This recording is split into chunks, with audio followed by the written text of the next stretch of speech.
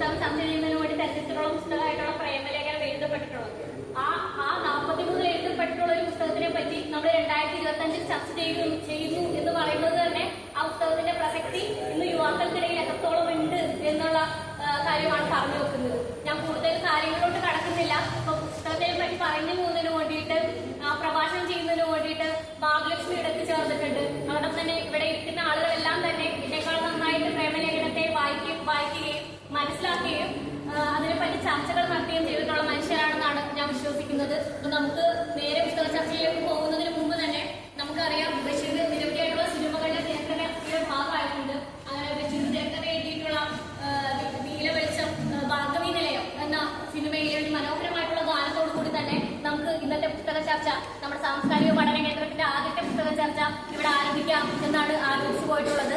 ഒരു ആമുഖ സ്വാഗതഗാനം ബഷീറിന്റെ ഏറ്റവും മനോഹരമായിട്ടുള്ള തിരക്കഥയിൽ പിറന്നിട്ടുള്ള സിനിമയിൽ നിന്നിട്ടുള്ള ആമുഖ സ്വാഗതഗാനം ആലപിക്കുന്നതിന് വേണ്ടിയിട്ട് പറവൂരിന്റെ ഏറ്റവും പ്രിയപ്പെട്ട ശബ്ദമായി മാറിക്കൊണ്ടിരിക്കുന്ന ഷിയ ചേച്ചിനെ എത്രയും സ്നേഹത്തോടു കൂടി തന്നെ ഈ വേദിയിലേക്ക് ക്ഷണിക്കുകയാണ്.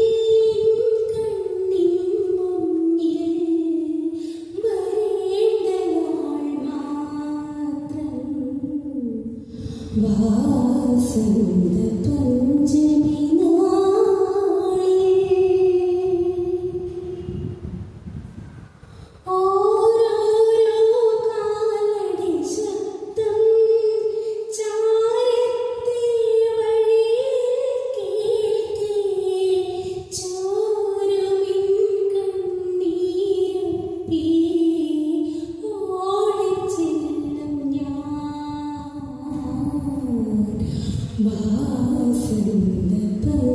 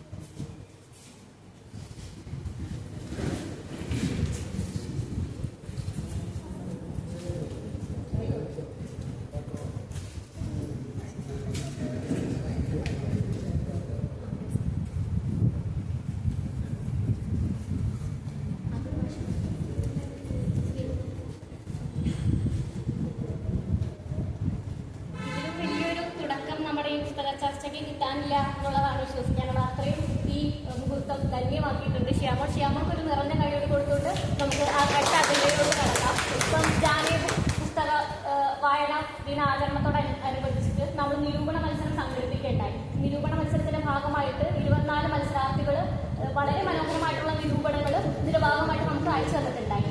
ഇതിന്റെ ഭാഗമായി ഇതിന്റെ വിധികർത്താക്കളായിട്ടുള്ള 4ഓളം വ്യക്തികൾ അതിൽ വിധി കൽപ്പിച്ചുകൊണ്ട് ഇതിലൊരു വിജയെ തിരഞ്ഞെടുക്കുകയും ബാക്കിയെല്ലാം തന്നെ മികച്ചതാണെങ്കിൽ പോലും നമുക്കൊരു വിജയനെ സ്വാഭാവികമായിട്ടും ഒരു മത്സരം സംഘടിപ്പിക്കുകയും വേണമല്ലോ. അപ്പൊ അതിനു വേണ്ടിയിട്ടൊരു വിജയനെ കണ്ടുപിടിക്കുകയും ബാക്കി എല്ലാവരെയും അതോടൊപ്പം തന്നെ ഇതോടുകൂടി തന്നെ നമ്മുടെ വിജയം പങ്കിട്ടു പോവുക എന്നുള്ളതാണ് പഠനകേന്ദ്രം ആലോചിച്ചു പോയിട്ടുള്ളത്. അപ്പം അതിന്റെ ഭാഗമായിട്ടുള്ള വിധികർത്താവായിട്ടുള്ള ശ്രീകുമാരൻ സാറിനെ ആ ഫലം അറിയിക്കുന്നതിന് വേണ്ടിയിട്ട് ക്ഷണിക്കുകയാണ്. മൈക്ക് വേണമെന്നില്ല. എല്ലാവർക്കും നമസ്കാരം. വലിയൊരു സദസ്സ്, നല്ലൊരു സായാഹ്നം നൽകി. ഞാൻ പറയേണ്ട കാര്യങ്ങളെല്ലാം വിശദമായിട്ട് നമ്മുടെ വൈസ് പ്രസിഡന്റ് പറഞ്ഞു എന്നുള്ളതാണ്. 23 എൻട്രിയാണ് നമുക്ക് കിട്ടിയത്. നമ്മൾ പറയാറുണ്ട്, സാധാരണ പറയാം ഒന്നിനൊന്നും മികച്ചത് എന്ന് തന്നെ പറയാം. പക്ഷെ അതിൽ ഫലം നമ്മൾ നേരത്തെ പറഞ്ഞ പോലെ വിജയെ കണ്ടെത്തണം, ഒരാളെ മാത്രം സെലക്ട് ചെയ്യാമെന്ന് പറഞ്ഞിട്ടുള്ളൂ. കൺഫ്യൂഷനായിരുന്നു. എങ്കിലും ഒരു കുട്ടി, നമുക്ക് കുട്ടിയാണോ മുതിർന്നാണോ എന്ന് എനിക്കറിയില്ല, 1ാം സമ്മാനത്തിന് അർഹയായിട്ടുണ്ട്. പേര് പറയട്ടെ, മാധുലക്ഷ്മി, മുറുവൻ തുരുത്ത്. ഇവിടെ ഉണ്ടോ? അപ്പൊ വലിയൊരു അവതരിപ്പിക്കുന്ന ഏതായാലും മാധുലക്ഷ്മിക്ക് അഭിനന്ദനങ്ങൾ.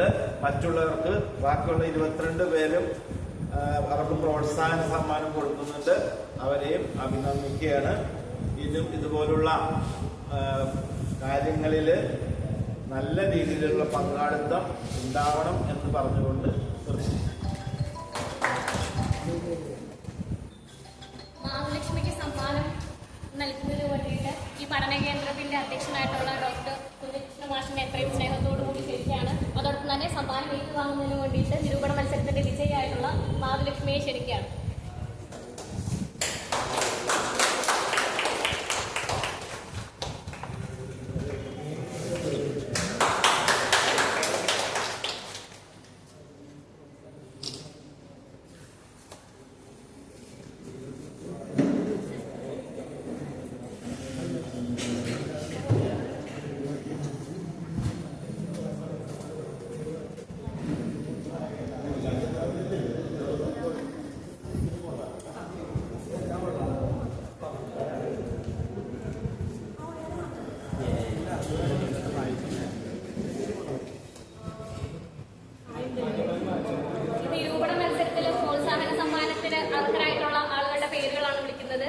CP ബിജു കെടാമംഗലം, ദിശ KM Kuttavelikkara,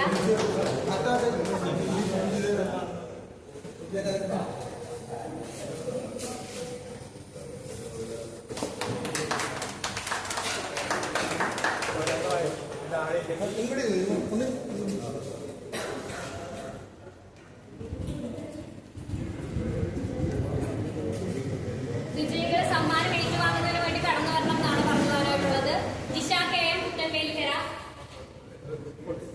Sulochana M Krishna Malappuram, Sreebala AR, Saritha CS, Sabiya BV, Parvathy P, Ami Shai, Akshaya Saraj, Anarga, Lilly NS, Roshna RS, Sheeba CS, Amisa, Yelena CP,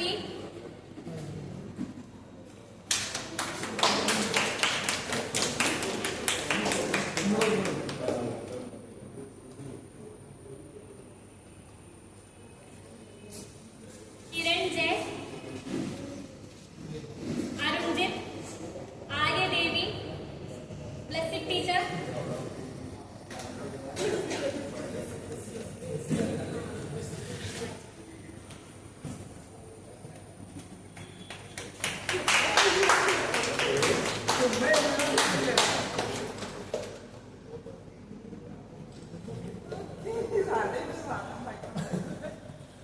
Suma Sreekumar, Chandu KS, Revathi,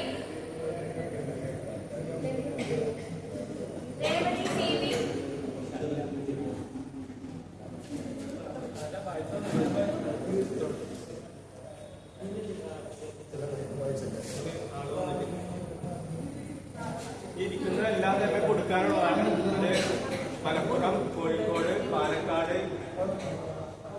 Thiruvananthapuram, Idukki.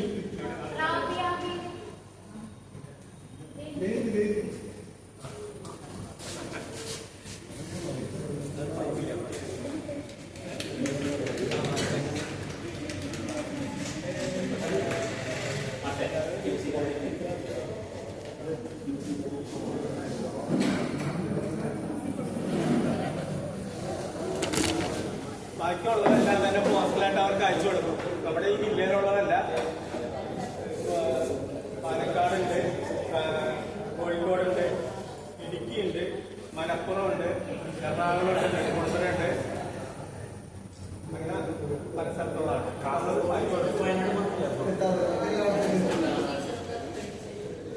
പ്രിയപ്പെട്ടവരെ, നമ്മുടെ പുസ്തക ചർച്ച ആരംഭിക്കുകയാണ്. പ്രേമലേഖനം എന്ന വൈക്കം മുഹമ്മദ് ബഷീറിന്റെ ഏറ്റവും വിഖ്യാതമായിട്ടുള്ള നോവലിനെ പറ്റി മുഖ്യ പ്രഭാഷണം നടത്തുന്നതിന് വേണ്ടിയിട്ട് മഹാലക്ഷ്മി എത്രയും സ്നേഹത്തോടു കൂടി തന്നെ ക്ഷണിക്കുകയാണ്.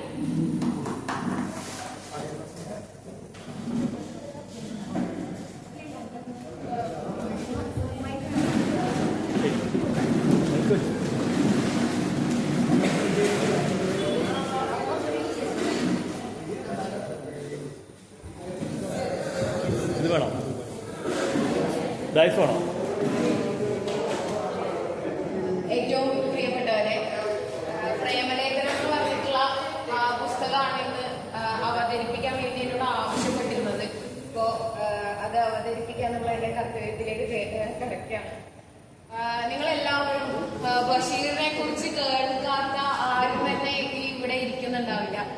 6 വയസ്സ് മുതൽ 60 വയസ്സ് വരെയുള്ള മുഴുവൻ ആളുകൾക്കും വായിക്കാൻ ഏറ്റവും പ്രിയപ്പെട്ട, ഏറ്റവും ഇഷ്ടം തോന്നിയിട്ടുള്ള കഥകൾ എഴുതിയിട്ടുള്ള, നോവലുകൾ എഴുതിയിട്ടുള്ള ഏറ്റവും മലയാളത്തിന്റെ പ്രിയങ്കരനായിട്ടുള്ള ഒരു എഴുത്തുകാരൻ തന്നെയാണ് വൈക്കം മുഹമ്മദ് ബഷീർ. അപ്പോൾ വൈക്കം മുഹമ്മദ് ബഷീറിന്റെ പ്രേമലേഖനം എന്നുള്ള പുസ്തകം തിരഞ്ഞെടുക്കുമ്പോൾ അതിന്റെ ഒരു രാഷ്ട്രീയ പ്രാധാന്യമുണ്ട്. അതായത് അത് സംസാരിക്കുന്ന ഒരു രാഷ്ട്രീയമുണ്ട് പല ഘട്ടങ്ങളിലും. ഇപ്പോൾ ആ ഒരു കാലഘട്ടത്തില് സ്ത്രീകൾക്ക് വലിയ പ്രാധാന്യങ്ങൾ കൊടുക്കാത്ത ഒരു സമയത്ത് വലിയ രീതിയിൽ സ്ത്രീകളുടെ ഒരു ഭാഗത്ത് നമ്മൾ സംസാരിക്കുന്നുണ്ട്. അപ്പൊ ഈ പുസ്തകം തുടങ്ങുന്ന ഒരു സ്ഥലത്ത് പുസ്തകം തുടങ്ങുന്നത് ഒരു പ്രേമലേഖനത്തിൽ നിന്നാണ്. അതുപോലെ തന്നെ പുസ്തകം അവസാനിക്കുന്നതും ഒരു പ്രേമലേഖനത്തിലാണ്. ഇപ്പോ പ്രേമലേഖനങ്ങൾ കിട്ടാത്ത ആൾക്കാരായിട്ട് നമ്മൾ അധികം ആളുകളുണ്ടാവില്ല. ഒരിക്കലെങ്കിലും പ്രേമലേഖനം എഴുതാത്തവര്, ഒരു പ്രേമലേഖനം എന്നല്ല, ഒരു കത്തുകൾ എഴുതാത്ത ആളുകൾ ഉണ്ടാവില്ല. ഒരു വെള്ള കടലാസിലോ എന്തെങ്കിലും കടലാസില് കുറച്ച് മലയാള അക്ഷരങ്ങൾ വായിക്കുമ്പോൾ കിട്ടുന്ന ഒരു സുഖമൊന്നും നമുക്കിപ്പോ ടെക്സ്റ്റ് മെസ്സേജ് അയച്ചാലോ അല്ലെങ്കിൽ ഫോൺ വിളിച്ചാലോ ഒന്നും കിട്ടുന്ന ഒന്നല്ല. അപ്പൊ ഈ പുസ്തകം തുടങ്ങുന്ന ഒരു പ്രേമലേഖനത്തിൽ നിന്നാണ്. അപ്പോ ആ പ്രേമലേഖനം തുടങ്ങുന്നത് ഇങ്ങനെയാണ്: പ്രിയപ്പെട്ട സാറാമ്മേ, ജീവിതം യൗവന തീഷ്ണവും ഹൃദയം പ്രേമസുരഭിലവുമായിരിക്കുന്ന ഈ അസുലഭ കാലഘട്ടത്തെ എന്റെ പ്രിയ സുഹൃത്ത് എങ്ങനെ വിനിയോഗിക്കുന്നു? ഞാനാണെങ്കിൽ എന്റെ ജീവിതത്തിലെ ഓരോ നിമിഷങ്ങളും സാറാമ്മയോടുള്ള സ്നേഹത്തിൽ, പ്രണയത്തിൽ കഴിക്കുകയാണ്. ഇങ്ങനെയാണ് അത് തുടങ്ങുന്നത്. എന്നിട്ട് സാറാമ്മയോട് ചോദിക്കുകയാണ്. സാറാമ്മയോ ഗാഢമായി ചിന്തിച്ച് മധുരോദാരമായ ഒരു മറുപടിയാൽ എന്നെ അനുഗ്രഹിക്കണമെന്ന് അഭ്യർത്ഥിച്ചുകൊണ്ട് സാറാമ്മയുടെ കേശവൻ നായർ. അപ്പൊ ഇങ്ങനെയാണ് ഈ കത്ത് തുടങ്ങുന്നത്. അപ്പോ കത്തിൽ പറഞ്ഞിട്ടുള്ള ഒരു വാക്കുണ്ടല്ലോ, അതായത് ജീവിതം യൗവന തീഷ്ണവും ഹൃദയം പ്രേമസുരഭിലവുമായിരിക്കുന്ന, അതായത് ഈ വാക്കുകള് ബഷീറിന്റെ മാത്രമായിട്ടുള്ള വാക്കുകള് അത് തന്നെയാണ് ബഷീറിന്റെ ഒരു സാഹിത്യ ഗുണം എന്ന് നമുക്ക് വേണമെങ്കിൽ പറഞ്ഞു വെക്കാൻ വേണ്ടി പറ്റും. അതായത് ബഷീർ ഉപയോഗിക്കുന്ന വാക്കുകള് ഇപ്പോ സാധാരണ പുസ്തകങ്ങൾ വായിക്കുന്ന സമയത്ത് ആർക്കും അങ്ങനെ മനസ്സിലാവാതിരിക്കില്ല. ഇപ്പൊ ചില പുസ്തകങ്ങളൊക്കെ വായിക്കുമ്പോൾ 1ഉം 2ഉം തവണയൊക്കെ എടുത്ത് വായിക്കുന്ന ആളുകളുണ്ട്. ചില പുസ്തകങ്ങൾ അങ്ങനെ രണ്ടാമതൊരു വായന ആവശ്യപ്പെടുന്ന പുസ്തകങ്ങളാണ്. ബഷീറിന്റെ ഏതൊരു പുസ്തകം എടുത്താലും ഇപ്പൊ 10ാം ക്ലാസ്സിലെ ടെക്സ്റ്റില് അല്ലെങ്കിൽ 5ാം ക്ലാസ്സിലെ ടെക്സ്റ്റില് പാത്തുമ്മയുടെ ആട് വായിച്ചിട്ട് മനസ്സിലാവാത്തവരായിട്ട് ആരും ഉണ്ടാവില്ല. അപ്പൊ പ്രേമലേഖനം വായിക്കാൻ എടുക്കുന്ന സമയത്ത് പ്രേമലേഖനം എന്നുള്ള പുസ്തകം മനസ്സിലാവാത്തവരായിട്ട് ആരും ഉണ്ടാവില്ല. അപ്പൊ അത്തരത്തിലുള്ള ഒരു സാഹിത്യ ഗുണം ബഷീറിന് ഉണ്ടായിരുന്നു എന്ന് തന്നെ നമുക്ക്, അതായത് കുറിക്ക് കൊള്ളേണ്ടത് കൃത്യമായിട്ട് കൊള്ളിക്കാൻ വേണ്ടിയിട്ട് അറിയുന്ന ഒരു എഴുത്തുകാരനാണ്. ഇപ്പോ പ്രേമലേഖനം എടുക്കുന്ന സമയത്ത് ബഷീറിനെ കുറിച്ച് തന്നെ പറഞ്ഞിട്ട് നമുക്ക് തുടങ്ങാം.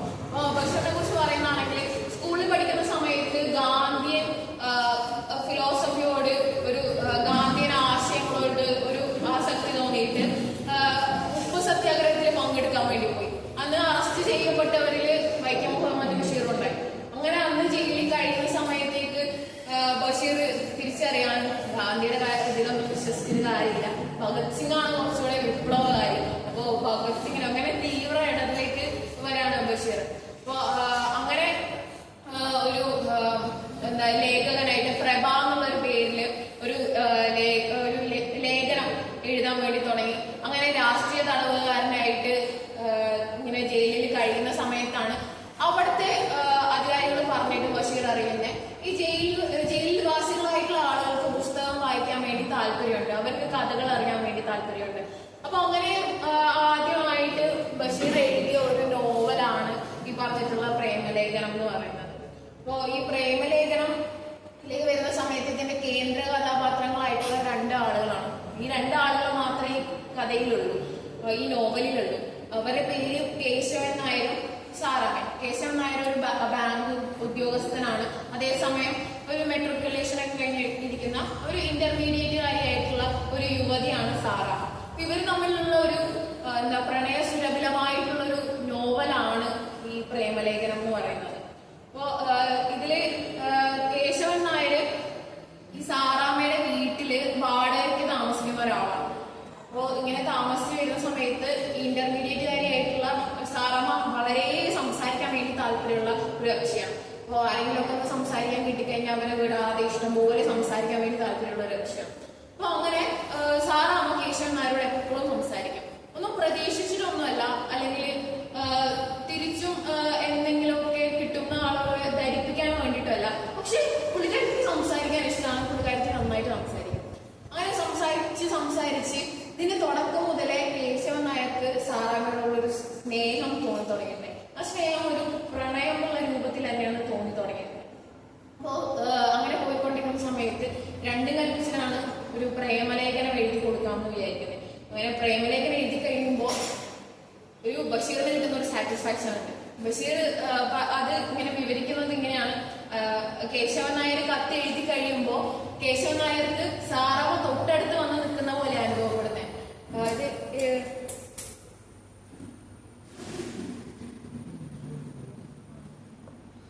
ഈ കത്ത് എഴുതി കഴിയുമ്പോ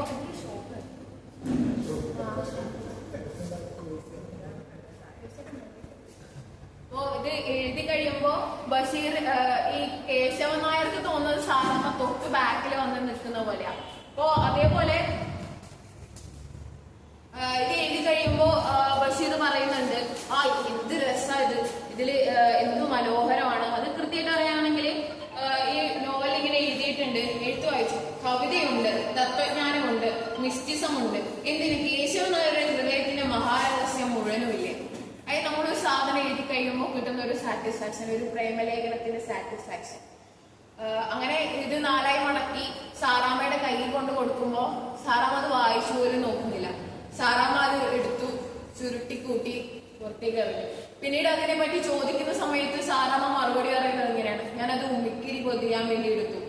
അതായത് പല്ല് തേക്കാൻ വേണ്ടിയിട്ടുള്ള ഉമ്മിക്കിരി പൊതിയാൻ വേണ്ടിയിട്ടാണ് സാറാമ്മ അത് ഉപയോഗിച്ചതെന്ന് വളരെ തമാശയോടുകൂടി സാറാമ്മ അത് പറഞ്ഞു വെക്കുന്നുണ്ട്. പല സ്ഥലങ്ങളിലും സാറാമ്മ എന്നുള്ള ഒരു സ്ത്രീയുടെ ഒരു നർമ്മബോധ്യം നമുക്ക് മനസ്സിലാവുന്നുണ്ട്. പല സ്ഥലങ്ങളിലും സാറാമ്മ.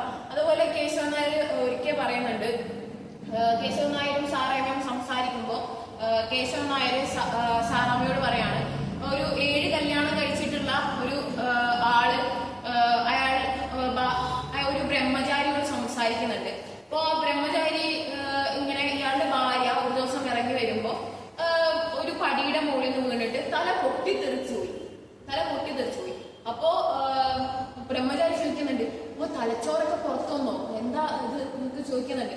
അപ്പോ കേശവൻ നായർ പറയാണ്, ആ 7 കല്യാണം കഴിച്ചിട്ടുള്ള ആള് പറഞ്ഞു, സ്ത്രീയല്ലേ, തല പൊട്ടിത്തെറിച്ചാലും തലച്ചോറൊന്നും കാണില്ല എന്ന് പറയുന്നുണ്ട്.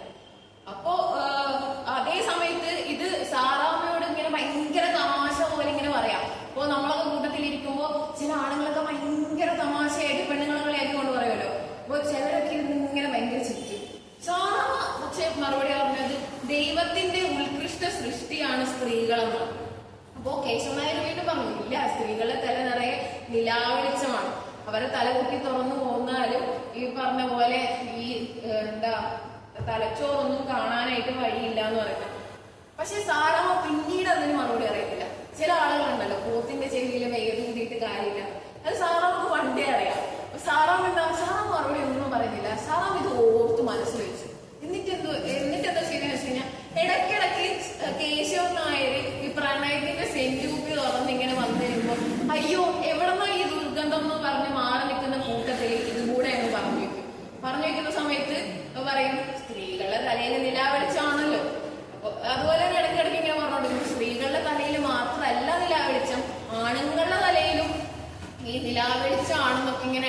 പറഞ്ഞു. അങ്ങനെ ഇങ്ങനെ ഇവര് വർത്താനമൊക്കെ പറഞ്ഞിങ്ങനെ വരുമ്പോ ഒരു ദിവസം ഇങ്ങനെ കേശവൻ നായർ സാറാമ്മ കേശവൻ നായരോട് ചോദിക്കും, എനിക്കൊരു ജോലി വേണം, എന്തെങ്കിലും ജോലി, ഞാൻ ഇത്രയും പഠിച്ചിട്ടൊക്കെ ഉള്ള ഒരാളല്ലേ. എല്ലാ സ്ത്രീകൾക്കും സെൽഫ് സഫീഷ്യന്റ് ആയിട്ട് നിൽക്കാൻ വേണ്ടി, സ്വയം പര്യാപ്തയായിട്ട് നിൽക്കാൻ വേണ്ടിയിട്ടുള്ള ആഗ്രഹം ഉണ്ടാവും. അപ്പൊ അത്തരത്തിലൊരു ആഗ്രഹമുള്ള ഒരു സ്ത്രീയായിരുന്നു സാറാമ്മ പറയുന്നുണ്ട്, എന്തെങ്കിലും ജോലി മതി, തന്റെ രണ്ടാനമ്മയായിട്ടുള്ള ആ സ്ത്രീയിൽ നിന്നും രക്ഷപ്പെടുന്നതിന് വേണ്ടിയിട്ട് എന്തെങ്കിലും ഒരു ജോലി മതി എന്ന് പറയുന്നത്. അപ്പോ സാറാമ്മക്ക് ഒറ്റയ്ക്ക് പക്ഷെ ജോലി അന്വേഷിക്കാനുള്ളതൊന്നുമില്ല. അപ്പോ അച്ഛൻ വിവാഹം കഴിച്ച സ്ത്രീയുടെ ഒരു ഉപദ്രവം ഒന്നും സഹിക്കാൻ പറ്റാണ്ടാണ്, ഒരു ബാധ്യത പോലെയാണ്. സാറാമ്മ അതിനോടൊപ്പം സൂചിപ്പിക്കുന്നുണ്ട്, എന്നെയും കൂടെ ആരുടെയെങ്കിലും കൂടെ പറഞ്ഞിട്ട് ആ മൂവിയും കൂടെ അവർക്ക് വാടക കൊടുക്കാലോ എന്നാണ് അവർ വിചാരിക്കുന്നത്.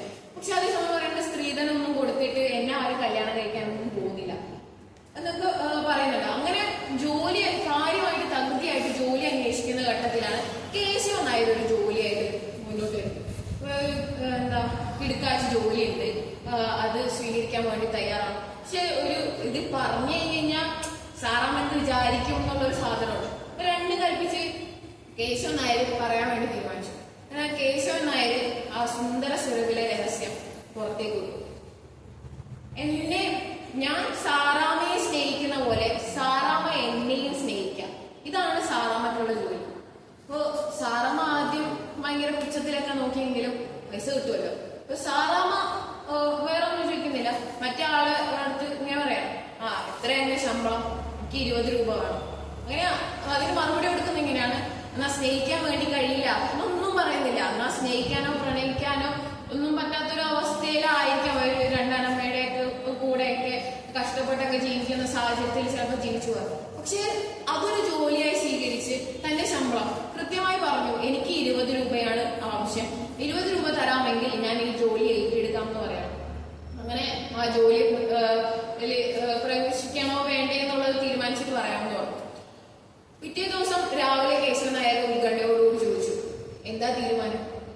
തീരുമാനിച്ചിട്ടില്ല, നാളെ പറയാം. അതിനടുത്ത ദിവസവും ചോദിച്ചു, എന്താ തീരുമാനം? തീരുമാനിച്ചിട്ടില്ല, നാളെ പറയാം. പിറ്റേ ദിവസം ചോദിച്ചു. അപ്പൊ ഈ മറുപടി ഇങ്ങനെ നീണ്ടു പോയിക്കൊണ്ടിരുന്നു. അങ്ങനെ ഇരിക്കുന്ന ഒരു ദിവസം സാറാമ്മ അങ്ങനെ കുറച്ചു നാൾ പോയി. ഒരു മാസം കഴിഞ്ഞപ്പോ സാറാമ്മ കേശവൻ നായരുടെ അടുത്തെത്തിയിട്ട് ചോദിച്ചു, എവിടെ എന്റെ ശമ്പളം? അപ്പോ സാറാമ്മ എന്നോട് കേശവൻ നായരെ ഞെട്ടിയിട്ട് ചോദിച്ചു, ശമ്പളം? അതിന് നീ അത് ഏറ്റെടുത്തില്ലല്ലോ, നീ എന്നെ സ്നേഹിച്ചില്ലല്ലോ എന്നിങ്ങനെ ചോദിക്കുന്നുണ്ട്. അപ്പോ സാറാമ്മ മറുപടി പറയുന്നുണ്ട്, കഴിഞ്ഞ 1 മാസം കാലയളവായിട്ട് ഊണിലും ഉറക്കത്തിലും എല്ലാ സമയത്തും ഞാൻ തുണി അലക്കുമ്പോഴും കിടക്കുമ്പോഴും ഉറങ്ങുമ്പോഴും ഒക്കെയും നിങ്ങളെ സ്നേഹിച്ചുകൊണ്ടിരിക്കുകയാണ്. സാറാമ്മ അത് സ്നേഹിക്കാന്നുള്ളത് എന്റെ സാറാമ്മയുടേതായിട്ടുള്ള ഒരുപാട് ഡെഫിനിഷൻസ് സാറാമ്മ കൊടുക്കുന്നുണ്ട്. സാറാമ്മ എങ്ങനെയാണോ സ്നേഹിക്കപ്പെടാൻ ആഗ്രഹിക്കുന്നത് അത്തരത്തില് സാറാമ്മ കേശവൻ നായരെ സ്നേഹിക്കുന്നുണ്ട്. അപ്പോ സാറാമ്മയോട് കേശവൻ നായർ പറഞ്ഞു, എന്നാ ഞാനൊരു ഉമ്മ തരട്ടെ. അപ്പോ സാറാമ്മ അപ്പാട് പറഞ്ഞു, ഉമ്മൊന്നും വേണ്ട, ഉമ്മതൊന്നും കരാറിലില്ലാത്ത സാധനം, അതൊന്നും തരാൻ വേണ്ടി പറ്റില്ല എന്ന് പറഞ്ഞു. അപ്പോ കേശവൻ നായർക്ക് ഇത്തിരി ചമ്മലൊക്കെ ഉണ്ടായെങ്കിലും കേശവൻ നായർ എന്നാ ഓക്കെ എന്ന് പറഞ്ഞിട്ട് 20 രൂപ എടുത്തു കൊടുത്തു. അങ്ങനെ ഈ 20 രൂപ കൊടുക്കുന്ന ചടങ്ങ് കുറച്ച് നാളിങ്ങനെ നീണ്ടു പോയി. അങ്ങനെ ഒരു 5-6 മാസ കാലയളവ് കഴിഞ്ഞ സമയത്തേക്ക് കേശവൻ നായർ ഇങ്ങനെ സാറാമ്മയോട് പറഞ്ഞു, അല്ല സാറാമ്മ, എനിക്കിങ്ങനെ പുറം നാട്ടിൽ നിന്ന് ജോലിക്ക് ഒരു അവസരം വന്നിട്ടുണ്ട്. അപ്പൊ ഞാൻ പോകുമ്പോ സാറാമ്മ എന്റെ കൂടെ വരില്ലേ, സാറാമ്മ എന്റെ ഭാര്യയായിട്ട് കൂടെ വരില്ലെന്ന് ചോദിച്ചു. അപ്പൊ സാറാമ്മ മറുപടി ഒന്നും പറഞ്ഞില്ല. സാറാമ്മ പറഞ്ഞു, അത് നോക്കാം എന്നുള്ള സെറ്റപ്പ്. അപ്പൊ സാറാമ്മയുടെ ഒരു ഇതെന്ന് പറഞ്ഞു കഴിഞ്ഞാൽ, അതായത് വിവാഹം ചെയ്യുക, ഭാര്യയാവാന്നൊക്കെ പറയുമ്പോൾ സ്ത്രീധനം കൊടുക്കട്ടെ. അപ്പൊ ഇവരുടെ മതത്തില് അങ്ങനെ സ്ത്രീധനം കൊടുക്കാറ്, ഇവരുടെ മതത്തിൽ മാത്രമല്ല എല്ലാ മതത്തിലും സ്ത്രീധനം കൊടുക്കണം. സ്ത്രീധനം കൊടുക്കാണ്ട് ഒരാളെ വിവാഹം ചെയ്യും, അതാണ് സാറാമ്മ സംശയം. അപ്പൊ സാറാമ്മ കേശവൻ നായരോട് പറയുന്നുണ്ട്, സ്ത്രീധനം അപ്പോ ആവശ്യമില്ല. കേശവൻ നായർ കൊടുക്കുന്ന ഒരു മറുപടി എന്ന് പറഞ്ഞു കഴിഞ്ഞാൽ, നീ തന്നെയാണ് സ്ത്രീധനം. ഇപ്പോ നിന്നെ മൊത്തമായിട്ട് നീ കിട്ടല്ലേ, അത് മൊത്തമാണ് എന്റെ സ്ത്രീധനം. ഇപ്പോ നമ്മൾ ജീവിക്കുന്ന ഒരു സാഹചര്യത്തിൽ നിങ്ങൾക്ക് എടുത്തു നോക്കിയാൽ മനസ്സിലാവും, സ്ത്രീധനം കുറഞ്ഞു പോയതിന്റെ പേരില്, കൊടുത്ത കാറിന് വലിപ്പമില്ലാത്തതിന്റെ പേരില് ഒക്കെ കൊലപാതകങ്ങളും ഒക്കെ നടക്കുന്ന ഒരു സമയത്താണ് നമ്മൾ ജീവിച്ചു വരുന്നത്. അപ്പൊ ആ സമയത്ത് അതും 1940-കളില് 43-കളില് ഒരു നോവലിലെ ഒരു കഥാപാത്രം ഇങ്ങനെ പറയാണ്, സ്ത്രീധനൊന്നും കൂടാതെ ഞാൻ നിന്നെ കല്യാണം കഴിക്കും. ഒരു നമ്മുടെ മതം പ്രശ്നമല്ലേ, നമ്മള് രണ്ടുപേരും രണ്ട് മതസ്ഥരല്ലേ, അതപ്പോ പ്രശ്നമാവില്ലേ? അപ്പോ ഇത് പറയുന്നുണ്ട്, സാറിന് വീണ്ടും വീണ്ടും സംശയം, നമുക്കൊരു കുട്ടി ഉണ്ടായാൽ നമ്മൾ ഏത് മതത്തിൽ വളർത്തും? അപ്പോ കേശവൻ നായർ മറുപടി കൊടുക്കുന്നുണ്ട്, നമുക്ക് കുട്ടി ഉണ്ടായി കഴിഞ്ഞു കഴിഞ്ഞാൽ അവനെ നമുക്ക് മതരഹിതനായിട്ട് വളർത്താം എന്ന് പറയുന്നുണ്ട്. മതരഹിതനായിട്ട് വളർത്താം എന്ന് പറയുമ്പോൾ അതിന് സാറിന് മനസ്സിലാവുന്നില്ല. മതമില്ലാണ്ട് എങ്ങനെ ഒരാൾ വളരാം? അപ്പോ ക്രിസ്ത്യാനിയുടെ കുഞ്ഞാണെങ്കിൽ അവൻ ക്രിസ്ത്യനായിട്ട് വളരും, മുസ്ലിമാന്റെ കുട്ടിയാണെങ്കിൽ അവൻ മുസൽമാനായിട്ട് വളരും, അവൻ ഹിന്ദുവിന്റെ കുട്ടിയാണെങ്കിൽ അവൻ ഹിന്ദുവായിട്ട് വളരും. അപ്പോ ഒരു ശ്രീജിത്ത് കേശവൻ നായരുടെയും സാറാമ്മയുടെയും മകൻ അല്ലെങ്കിൽ മകള് ആ തങ്കക്കുട്ടൻ എന്തായിട്ടായിരിക്കും വളരുക? അത് ഭയങ്കര അത്ഭുതത്തിൽ സാറാമ്മ ഇങ്ങനെ അതിനെക്കുറിച്ച് ആലോചിക്കുന്നുണ്ട്. അപ്പൊ അങ്ങനെ ആലോചിക്കുന്ന സമയത്ത് കേശവൻ നായർ കൊടുക്കുന്ന ഒരു മറുപടി ഉണ്ട്, നമുക്ക് നമ്മുടെ മക്കളെ എല്ലാ മതങ്ങളും പഠിപ്പിക്കാം. അവർക്ക് പ്രായമാകുന്ന സമയത്ത്, അവര് മനസ്സിലാക്കുന്ന സമയത്ത് അവർക്ക് വേണ്ട മതം എന്താണെന്ന് അവര് സ്വീകരിച്ചോട്ടെ. അതായത് നമ്മൾ ഈ ഇരിക്കുന്ന പലർക്കും അങ്ങനെ ഒരു തീരുമാനം എടുക്കാൻ ഈ കാലഘട്ടത്തിൽ പോലും കഴിയുന്നില്ല എന്നുള്ളതാണ്. അപ്പോ അതേ സമയത്ത് ഇപ്പോ ഞാനൊരു ഹിന്ദു ആണെന്ന് അല്ലെങ്കിൽ ഞാനൊരു ക്രിസ്ത്യൻ ആണെന്ന് ഏറ്റവും അഭിമാനത്തോടു കൂടി മാത്രം പറയാൻ സാധിക്കുന്ന ആളുകളാണ് ഭൂരിഭാഗം ആളുകൾ. ആ ഒരു ഈ സമയത്ത് പോലും അങ്ങനെ ആയിട്ടും ആ ഒരു കാലഘട്ടത്തിൽ ബഷീറിന്റെ ഒരു കഥാപാത്രം എഴുതി വെക്കുകയാണ് ഇങ്ങനെ നമ്മളുടെ മക്കളെ മതങ്ങളൊന്നും ഇല്ലാതെ വളർത്താം എന്നുള്ളത്. അങ്ങനെ ഈ പറഞ്ഞ എഗ്രിമെന്റൊക്കെ സമ്മതിച്ചു. അപ്പൊ പിന്നെ വീണ്ടും സംശയം, അപ്പൊ എന്ത് പേരിടും? ക്രിസ്ത്യാനി പേരിട്ട അത് പ്രശ്നം, ഹിന്ദു പേരിട്ട അത് പ്രശ്നം, മുസൽമാന്റെ പേരിട്ട അത് പ്രശ്നം. അപ്പോ പറഞ്ഞു, എന്നാ നമുക്ക് ക്രിസ്ത്യനും ഹിന്ദു അല്ലാത്ത വേറൊരു പേരിടാം. അപ്പൊ വീണ്ടും അപ്പൊ എന്റെ തങ്കക്കൂട്ടൻ മുസൽമാനാണെന്ന് വിചാരിക്കില്ലേ? അപ്പോ മുസൽമാനാണെന്ന് വിചാരിക്കണം. അപ്പൊ ജൈനമതക്കാരന്റെ പേരിട്ടായിരിക്കും ജൈനമതത്തിൽപ്പെട്ട ആളാണ്, പാഴ്സിന്റെ പേരിട്ടാകുമ്പോൾ പാഴ്സിയിൽപ്പെട്ട ആളാണ്. അപ്പൊ അതൊന്നും വേണ്ട, നമ്മുടെ കുട്ടിക്ക് ഒരു ചൈനീസ് പേരിടാമെന്ന് തീരുമാനിച്ചു. അപ്പൊ ചൈനീസ് പേര് ഇങ്ങനെ ആലോചിക്കുമ്പോ ഡങ്ക് ഡിങ്കാഹോ, എങ്ങനെയുണ്ട് പേര്? ഡങ്ക് ഡിങ്കാഹോ എന്ന് പേരിടാമെന്ന് വിചാരിച്ചു. അപ്പോ ഡങ്ക് ഡിങ്കാഹോ, മോനെ തങ്കക്കുട്ട ഡങ്ക് ഡിങ്കാഹോ ഒരു രസമല്ല, എന്നാ ഒരു റഷ്യൻ പേരിടാമെന്ന് തീരുമാനിച്ചു. അപ്പോ റഷ്യൻ പേരെന്താ? റഷ്യൻ പേരെങ്ങനെയാ? അവസാനം സ്കീന്ന് ചേർത്ത് തന്നെ റഷ്യൻ പേരായിരുന്നു. അപ്പോ നമ്മുടെ എല്ലാവരുടെയും പേരിന്റെ അറ്റത്തൊരു സ്കീ ഇട്ട് കഴിഞ്ഞ് കഴിഞ്ഞാൽ ഇപ്പോ സ്കീ റഷ്യൻ പേര് കൊള്ളാം. എന്നിട്ട് മോനെ തങ്കക്കൂട്ട ചപ്ലോസ്കി, അപ്പോഴും ഒരു സുഖമില്ല, ചപ്ലോസ്കി എന്റെ തങ്കക്കൂട്ടൻ ചപ്ലോസ്കി നോക്കി. അങ്ങനെ ഇവര് കുറെ പേരുകൾ തീരുമാനിച്ചു, 1-2 പേരൊക്കെ ഇങ്ങനെ എഴുതി. ലാസ്റ്റ് ഇവര് ലോട്ടിട്ട് തീരുമാനിക്കാൻ വേണ്ടി തീരുമാനിച്ചു. അങ്ങനെ ആകാശം, മഴ, ഋതു, അത് ഇത് മറ്റേ മറിച്ച് എന്നൊക്കെ പറഞ്ഞിട്ട് ഒരുപാട് പേരുകൾ ഇങ്ങനെ ലോട്ടിൽ ഇങ്ങനെ എഴുതി വെച്ചിട്ട് അവസാനം അത് കുലുക്കിയിട്ട് 2 പേപ്പർ കഷ്ണം എടുക്കാൻ വേണ്ടി തീരുമാനിച്ചു. അങ്ങനെ സാറാമ്മ ഒരു പേപ്പർ എടുത്തു, കേശവൻ നായർ ഒരു പേപ്പർ എടുത്തു. ആ ഒരു പേപ്പറിൽ ആകാശം എന്നായിരുന്നു, ഒരു പേപ്പറിൽ മിഠായി എന്നായിരുന്നു. അങ്ങനെ അവർ തീരുമാനിച്ചു അവരെ തങ്കക്കുട്ടന്, അവരെ സുന്ദര സുരഭിലമായിട്ടുള്ള തങ്കക്കുട്ടന് ആകാശ മിഠായി എന്ന് പേരിടാം. അതായത് നമ്മൾ ഇപ്പൊ എന്റെ പേരൊക്കെ നോക്കി കേൾക്കുമ്പോൾ തന്നെ മനസ്സിലാവും, മാധുലക്ഷ്മി, ഇവളെ ഏതോ ഹിന്ദു കേട്ടിരുന്നത് വരുന്നതാ മനസ്സിലാവും. അപ്പൊ അങ്ങനെയല്ലാണ്ട് ഒരു ജാതി മതവും ഒക്കെ മാറ്റി ഒരു 43-കളില് ഒരു ദമ്പതികൾ എന്ന് പറയാൻ പറ്റില്ല, ഒരു പ്രണയിതാക്കൾ അവർക്ക് ഭാവിയിൽ ഉണ്ടാവാൻ പോകുന്ന ഒരു കുട്ടിക്ക് ആകാശം മിഠായി എന്ന് പേരിടാൻ വേണ്ടി തീരുമാനിച്ചു. അങ്ങനെ കുറച്ചു കാലം കഴിഞ്ഞ് ജോലി കിട്ടിയ സമയത്ത് കേശവൻ നായർക്ക് ജോലി കിട്ടി. പുറം നാട്ടിലേക്ക് പോകുന്നതിന് തൊട്ട് മുമ്പായിട്ട് കേശവൻ നായർ സാറാമ്മയോട് ചോദിച്ചു, ഞാൻ പോവാണ്, സാറാമ്മ വരില്ലേ? സാറാമ്മ പറഞ്ഞു, ഞാൻ ഒന്ന് ആലോചിക്കട്ടെ. അതായത് ഇത്രയും നാളും സ്നേഹിക്കുകയാണെന്ന് പറഞ്ഞ് 20 രൂപ മാസം ശമ്പളം പറ്റിയ സാറാമ്മ പറഞ്ഞു, ആ ഒന്ന് ആലോചിക്കട്ടെ, ആലോചിച്ചിട്ട് തീരുമാനിക്കാം, തീരുമാനിച്ചിട്ട് എനിക്ക് സൗകര്യം ഉണ്ടെങ്കിൽ വരാം. ആ ഒരു മൂഡിലാണ് സാറാമ്മ മറുപടി കൊടുത്തത്. അപ്പോ കേശവനായ വിചാരിക്കുന്നത് സ്ത്രീകളുടെ ഹൃദയം കഠിന ഹൃദയം, ഡബിൾ കഠിന ഹൃദയം, 1000 തവണ കഠിന ഹൃദയം എന്നൊക്കെ വിചാരിക്കുന്നുണ്ട്.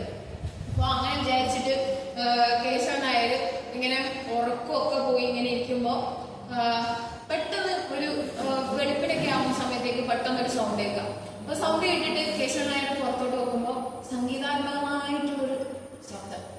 അപ്പോ സാറാമ്മയുടെയാണ് ഈ ശബ്ദം. സാറാ പറയാം, സാറാമ്മ ഞാൻ വരുന്നുണ്ട് എന്ന് പറയണം. അങ്ങനെ പോയി. പിന്നെ ഇങ്ങനെ ഇവര് അവിടെ നിന്ന് യാത്ര പുറപ്പെടാൻ വേണ്ടി തീരുമാനിച്ചു. അങ്ങനെ അവര് സാറാമ്മയും കേശവൻ നായരും കൂടെ യാത്ര ആരംഭിച്ചു. യാത്ര ആരംഭിച്ച് 2-3 സ്റ്റേഷൻ എത്തിയ സമയത്ത് സാറാമ്മ കേശവൻ നായർ, അതായത് നമ്മൾ പ്രണയിക്കുന്ന ആളുകൾ തമ്മിൽ ഒരു ബാക്കിയുള്ള ആളുകളെ പോലെയല്ല പ്രണയിക്കുന്ന 2 ആളുകൾ. അവർ നോക്കുന്നതിൽ, അവര് ഇരിക്കുന്നതിൽ നമുക്ക് 2 പ്രണയിതാക്കളെ കണ്ടു കഴിഞ്ഞാൽ പെട്ടെന്ന് മനസ്സിലാക്കാൻ വേണ്ടി പറ്റും. അതിൽ പ്രണയിതാക്കള് ചെയ്യുന്ന കുറെ കാര്യങ്ങളുണ്ട്. അപ്പോ അങ്ങനെ പ്രണയിതാക്കൾ എനിക്ക് തോന്നുന്നു, എന്റെ മാത്രം അഭിപ്രായമാണ്, എനിക്ക് തോന്നുന്നു ഏറ്റവും സ്നേഹത്തോടെ ചെയ്യുന്ന ഒരു കാര്യം, നമുക്ക് ഇഷ്ടമുള്ള കാര്യങ്ങള് മറ്റുള്ളവർക്ക് സമ്മാനമായി കൊടുക്കുമ്പോഴോ അല്ലെങ്കിൽ അങ്ങനെ ഒന്നും പ്രതീക്ഷിക്കാതെ നൽകുമ്പോ ആണ് പ്രണയിതാക്കൾ ഏറ്റവും സന്തോഷമായിട്ടിരിക്കാന്ന് എനിക്ക് തോന്നിയിട്ടുള്ളത്. അപ്പൊ അങ്ങനെ ഇവർ യാത്ര തുടങ്ങി 2ാമത്തെ സ്റ്റേഷൻ കഴിഞ്ഞ സമയത്ത് കേശവൻ നായർ ഒരു ചായ ഓർഡർ ചെയ്തു. ഇവര് അത്രമേൽ ഇഷ്ടമാകിയാൽ ഇങ്ങനെ യാത്ര ചെയ്ത് ഇങ്ങനെ എത്തുന്ന സമയത്ത് വളരെ കാര്യമായിട്ട് കേശവൻ നായർ 2 ചായ. അപ്പൊ തന്നെ സാറാമ്മക്ക് ദേഷ്യം പിടിച്ചു. 2 ചായയോ? അപ്പോ സാറാമ്മ പറഞ്ഞു 2 കാപ്പി. അപ്പോ കേശവൻ നായർക്ക് ദേഷ്യം പിടിച്ചു. കേശവൻ നായർ ആദ്യമായിട്ടാണ് ഇത്രയും സ്നേഹത്തോടു കൂടി ഒരാൾക്കൊരു സാധനം ഇങ്ങനെ, അതായത് നമ്മൾ പ്രേമിക്കുന്ന ഒരാൾക്ക് വേണ്ടിയിട്ട് നമ്മൾ ഒരു സാധനം കൊടുക്കുകയാണ്. അങ്ങനെ കേശവൻ നായരും സാറാമ്മയും തമ്മിൽ ചെറിയൊരു പിണക്കത്തിൽ. അപ്പോ കേശവൻ നായർ പറഞ്ഞു സാറാമ്മക്കൊരു ചായ. സാറാമ്മ പറഞ്ഞു എനിക്കൊരു കാപ്പി. കേശവൻ നായർ പറഞ്ഞു എനിക്കൊരു ചായ. പ്രശ്നം അവിടെ തീർന്നു. പിറ്റേന്നും അന്നും സൂര്യൻ പഴയ എങ്ങനെയാണോ ഉദിക്കാതെ സാധാരണ പോലെ ഉദിച്ചു. അതായത് സ്ത്രീകളുടെ ഇഷ്ടത്തിനനുസരിച്ച് അവരൊരു തീരുമാനം എടുത്തുകൊണ്ട് അവർക്കൊരു പ്രശ്നമോ, അല്ലെങ്കിൽ കേശവൻ നായരുടെ ഇഷ്ടത്തിനനുസരിച്ച് കേശവൻ നായർ ചായ കുടിച്ചതൊന്നും ഒരു പ്രശ്നവും ഉണ്ടായിട്ടില്ല. എല്ലാം സൂര്യൻ പതിവ് പോലെ ഉദിച്ചു. അങ്ങനെയോ അതിൽ പറയുന്നത്, പതിവ് പോലെ ഉദിച്ചു. അപ്പോ ഇതേപോലെ ഇതില് എനിക്ക് ഏറ്റവും ഇഷ്ടപ്പെട്ട ഒരു ഭാഗം ഞാൻ എഴുതി വെച്ചിട്ടുണ്ടായിരുന്നു. അങ്ങനെ ഇവർ യാത്ര തുടർന്നു. ഈ യാത്ര തുടരുന്ന സമയത്ത് സാറാമ്മ കേശവൻ നായർക്ക് ബ്ലൗസിൽ നിന്ന് വീണ്ടും ഒരു ഇതെടുത്തു കൊടുത്തു. അപ്പൊ ഇവരെ വഴി ചെലവിനൊക്കെ വേണ്ടിയിട്ട് കേശവൻ നായരുടെ കയ്യിലുണ്ടായിരുന്ന ഒരു റിസ്റ്റ് വാച്ചും ഒരു സ്വർണ്ണ മോതിരവും വിറ്റിട്ടാണ് ഇവരെ യാത്രാ ചെലവ് നടത്തിയിട്ടുണ്ടായിരുന്നത്. അപ്പോ ഇത് കേശവൻ നായർ സാറാമ്മ യാത്ര തുടങ്ങിയ സമയത്ത് സാറാമ്മ ഒരു പൊതി എടുത്ത് കേശവൻ നായർ കൊടുത്തു. കേശവൻ നായർ ഭയങ്കര എക്സൈറ്റഡ് ആയി. ഇത് മറ്റേ പ്രേമലേഖനം തന്നെ, ഇത് ഞാൻ എഴുതിയതിനേക്കാളും മനോഹരമായിട്ടുള്ള പ്രേമലേഖനം തന്നെ എന്ന് ഉറപ്പിച്ചു. അതെടുത്ത് വായിക്കാൻ വേണ്ടി തുടങ്ങുന്ന സമയത്ത് തുറക്കുമ്പോ അതിൽ കുറെ പൈസയാണ്. അപ്പോ ഈ പൈസ എടുത്ത് എണ്ണി നോക്കുമ്പോ സാറാമ്മക്ക് കിട്ടിയെന്ന് 1 രൂപ കുറവുണ്ട്. ബാക്കി മുഴുവൻ പൈസയും സാറാമ്മ കേശവൻ നായർക്ക് കൊടുക്കാണ്. എന്നിട്ട് കൊടുത്തിട്ട് ആവശ്യപ്പെടുന്നുണ്ട് ഇതുകൊണ്ട് ഒരു റിസ്റ്റ് വാച്ച്, ഒരു മോതിരവും വാങ്ങിച്ചു. അതായത് സ്വയം പര്യാപ്തിയായി ജീവിക്കാൻ വേണ്ടി സാറാമ്മ തന്റെ ജീവിതത്തിൽ ഒരാളെ സ്നേഹിച്ചുകൊണ്ട്, താനെടുത്ത പണിയാ, ബാക്കിയുള്ളവർ എടുക്കുന്ന പണി പോലെയല്ല. രാവിലെ 10 മണിക്ക് പോയി 5 മണിക്ക് വരുന്ന ജോലിയല്ല സാറാമ്മ ചെയ്തുകൊണ്ടിരുന്നത്. ഊണിലും ഉറക്കത്തിലും സ്നേഹിച്ച് എല്ലാ സമയത്തും കേശവൻ നായരെ കുറിച്ച് മാത്രം ഇങ്ങനെ ഓർത്തിരുന്ന് അങ്ങനെ സാറാമ്മ ചൊരുക്കൂട്ടി ആ പൈസ മൊത്തം കേശവൻ നായർ കൊടുക്കാം. അതിലൊരു സ്നേഹമുണ്ട്, അതിൽ വല്ലാത്തൊരു സ്നേഹമുണ്ട്. നമ്മളുടെ ഏറ്റവും വേണ്ടപ്പെട്ട സമയവും നമ്മൾ അധ്വാനിച്ചുണ്ടാക്കിയ ഒരു പൈസ കൊണ്ട് നമുക്ക് ഏറ്റവും വേണ്ടപ്പെട്ട ആൾക്ക് എന്തെങ്കിലുമൊക്കെ കൊടുക്കുന്നതിൽ ഒരു സ്നേഹമുണ്ട്. ആ സ്നേഹത്തില് സാറാമ്മയുടെ ഒരു സ്വയം പര്യാപ്തത കൂടെ ഉണ്ടെന്നുള്ളതാണ് അതിന്റെ ഏറ്റവും ഭംഗി എന്ന് പറയുന്നത്. അങ്ങനെ അവര് യാത്ര തുടരുന്ന സമയത്ത് അപ്പോഴും കേശവൻ നായർക്ക് റിസ്റ്റ് വാച്ചും പൈസയും മോതിരം ഒന്നല്ല വേണ്ടേ, പ്രേമലേഖന വേണ്ടേ ചോദിക്കുന്നുണ്ട്. അപ്പൊ വീണ്ടും ബ്ലൗസിൽ നിന്ന് ഒരു പഴയ കടലാസ് എടുത്തു കൊടുത്തു. അപ്പൊ കേശവൻ നായർ ഭയങ്കര എക്സൈറ്റഡ് ആയിട്ട് അത് എടുത്തു വായിക്കാൻ തുടങ്ങി. വായിക്കാൻ തുടങ്ങുമ്പോ വീണ്ടും ആ പഴയ പ്രേമലേഖന കേശവൻ നായർ എഴുതിയ പ്രിയപ്പെട്ട സാറാമ്മ, ജീവിതം യൗവന തീക്ഷ്ണവും ഹൃദയം പ്രേമസ്വരൂപിലവുമായിരിക്കുന്ന ഈ അസുലഭ കാലഘട്ടത്തിൽ എന്റെ പ്രിയ സുഹൃത്ത് എങ്ങനെ വിനിയോഗിക്കുന്നു. ഞാനാണെങ്കിൽ സാറാമ്മയോടുള്ള സ്നേഹത്തിൽ കഴിയുകയാണ്. സാറാമ്മയോ ഗാഠമായി ചിന്തിച്ച് മധുരോദാരമായ ഒരു മറുപടിയാൽ എന്നെ അനുഗ്രഹിക്കണമെന്ന് സാറാമ്മയുടെ കേശവൻ നായർ. നോവൽ ഇവിടെ അവസാനിക്കുകയാണ്. ഞാൻ ഇതിൽ പറയാൻ വിട്ടുപോയ എനിക്ക് ഏറ്റവും വേണ്ടപ്പെട്ട ഒരു ഭാഗമുണ്ട്. എനിക്ക് ഏറ്റവും വേണ്ടപ്പെട്ടെന്ന് പറഞ്ഞാൽ ഞാൻ വായിക്കുന്ന സമയത്ത് എനിക്ക് ഏറ്റവും പ്രണയത്തിന് പല ഡെഫിനിഷനുകളും ആളുകൾ കൊടുക്കുന്നുണ്ട്. അതായത് എങ്ങനെ പ്രണയിക്കണം എന്ന് ഞാൻ പറയുന്നില്ല, പക്ഷെ എങ്ങനെ പ്രണയിക്കാതിരിക്കണം എന്ന് പറയാൻ വേണ്ടി കഴിയുന്ന ഒരു വേദിയാണ് എനിക്ക് തോന്നുന്നത്. എപ്പോഴും സ്വയം നമ്മളായി ഇരിക്കാനുള്ള ഒരു സ്പേസ് ഇല്ലാത്ത ഒരു സ്ഥലത്തും അവിടെ ഒരിക്കലും സ്നേഹം ഉണ്ടാവില്ല. ഇപ്പോ സാറാമ്മ കാപ്പി കുടിക്കുമ്പോഴും കേശവൻ നായർ ചായ കുടിക്കുമ്പോഴും അല്ലെങ്കിൽ ശ്രീജിത്ത് കേശവൻ നായരും സാറാമ്മയും ഒരു കുട്ടി ഉണ്ടാവുമ്പോൾ ആകാശം മിഠായി എന്ന് പേരിടാൻ വേണ്ടി തീരുമാനിക്കുമ്പോഴും ഒക്കെയുള്ള ആ സ്നേഹം ഉണ്ടല്ലോ, ആ സ്നേഹം ഒരിക്കലും നമ്മളുടെ അടുത്ത് ആളുകൾ നമ്മളുടെ ബൗണ്ടറിക്കകത്ത് നിന്ന് നമ്മളോട് ഓരോ കാര്യങ്ങൾ ആക്രോശിച്ച് നമ്മളെ ഓരോ കാര്യത്തിന് നിർബന്ധിക്കുമ്പോൾ ആ സ്നേഹം നമുക്ക് അനുഭവിക്കാൻ വേണ്ടി കഴിയില്ല. സാറാമ്മയോട് കേശവൻ നായർ പറയുന്നുണ്ട്, സാറാമ്മേ, പ്രണയം എന്നാൽ സന്തോഷം നിറഞ്ഞ ഒരാണും പെണ്ണും പൗഡറിട്ട കവിളുകൾ ചേർത്ത് ഉമ്മ വെച്ചും ചിരിച്ചും ഇരിക്കുന്നവരെ ഏർപ്പാടാണെന്നാണ് ഞാൻ കൗമാരകാലത്ത് ധരിച്ചു വെച്ചിരുന്നത്. സങ്കടങ്ങൾ ചേർത്ത് വെക്കുമ്പോഴും പ്രണയമുണ്ടാവുമെന്നത് മനസ്സിലായത് നിന്നോട് മിണ്ടി തുടങ്ങിയ ശേഷമാണ്. അങ്ങനെ പറഞ്ഞു വെക്കുന്നുണ്ട്. അതായത് കേശവൻ നായർ തന്റെ ചെറുപ്പകാലത്ത് താൻ ചെറുതായിരിക്കുമ്പോൾ വിചാരിച്ചിരുന്ന പൗഡർ ഇട്ട സന്തോഷമുള്ള ഒരാണും പെണ്ണും കവളും ചേർത്ത് വെച്ച് ചിരിച്ച് ഉമ്മ വെച്ചിരിക്കുമ്പോഴാണ് പ്രണയം ഉണ്ടാകുന്നതാണ്.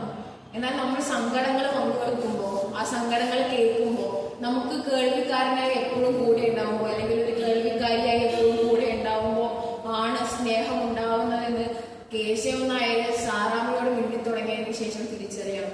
ഇവിടെ ഇരിക്കുന്ന ഓരോരുത്തരും സ്നേഹത്തെ തിരിച്ചറിയാൻ വേണ്ടി ഇത്തരത്തിൽ കഴിയണം എന്നാണ് ഞാൻ ഏറ്റവും ഉള്ളിൽ നിന്ന് ആഗ്രഹിക്കുന്നത്. അതായത് സങ്കടങ്ങൾ പങ്കുവെക്കുമ്പോൾ സങ്കടങ്ങളിൽ സംഘടിക്കാൻ വേണ്ടി നമുക്ക് കഴിയണം എന്നാണ് സഹകളെ പറയാൻ വേണ്ടിയിട്ടുള്ളത്. അതുപോലെ ഇതില് ഞാൻ തുടങ്ങുന്ന സമയത്ത് പറഞ്ഞു വെച്ചു, അതായത് ഈ ബഷീർ പ്രേമലേഖനത്തിൽ ഒരുപാട് വാക്കുകൾ ഉപയോഗിക്കുന്നുണ്ട്. ഒരു ഘട്ടത്തിൽ പറയുന്നുണ്ട്, അതായത് ഈ BA കാരികളും MA കാരികളുമായിട്ടുള്ള ഒരു ഡുക്കുടാ സഞ്ചി കൊണ്ട് നടന്നു പറയുന്നുണ്ട്. അപ്പൊ അതെന്താ സംഭവം ഉദ്ദേശിക്കുന്നതെന്ന് പറഞ്ഞ ഒരു സൈഡ് ബാഗാ. ചിലപ്പോ അങ്ങനെ ഒരു വാക്ക് ഉണ്ടാവില്ല മലയാളത്തിൽ, അല്ലെങ്കിൽ ഡുക്കുടാ സഞ്ചി എന്ന് പറഞ്ഞ ഒരു വാക്ക് ഉണ്ടാവുമെന്ന് എനിക്ക് തോന്നുന്നില്ല. അതേപോലെ ചപ്ലോസ്കി എന്നുള്ള പേര്, ഇത്തരത്തിൽ ഒരുപാട് ബഷീറിൻ്റെതായിട്ടുള്ള വാക്കുകൾ. അതേപോലെ ഒരു ഇതിൽ പറയുന്നുണ്ട്, ഇത് എഴുതി കഴിയുമ്പോൾ പ്രണയലേഖനം എഴുതി കഴിയുമ്പോൾ ബഷീർ ദീർഘവിശ്വാസം ഇട്ടുകൊണ്ട് ഒറ്റമൂച്ചിൽ എണീറ്റിട്ട് പറയുന്നുണ്ട്, കവിതയുണ്ട്, തത്വജ്ഞാനമുണ്ട്, മിസ്റ്റിസമുണ്ട്, എന്തിന് കേശവൻ നായരുടെ മുഴുവൻ ഹൃദയവും ഇല്ലേ, അതൊക്കെ ബഷീറിന് മാത്രം എഴുതാൻ സാധിക്കുന്ന ഒന്നാണ്.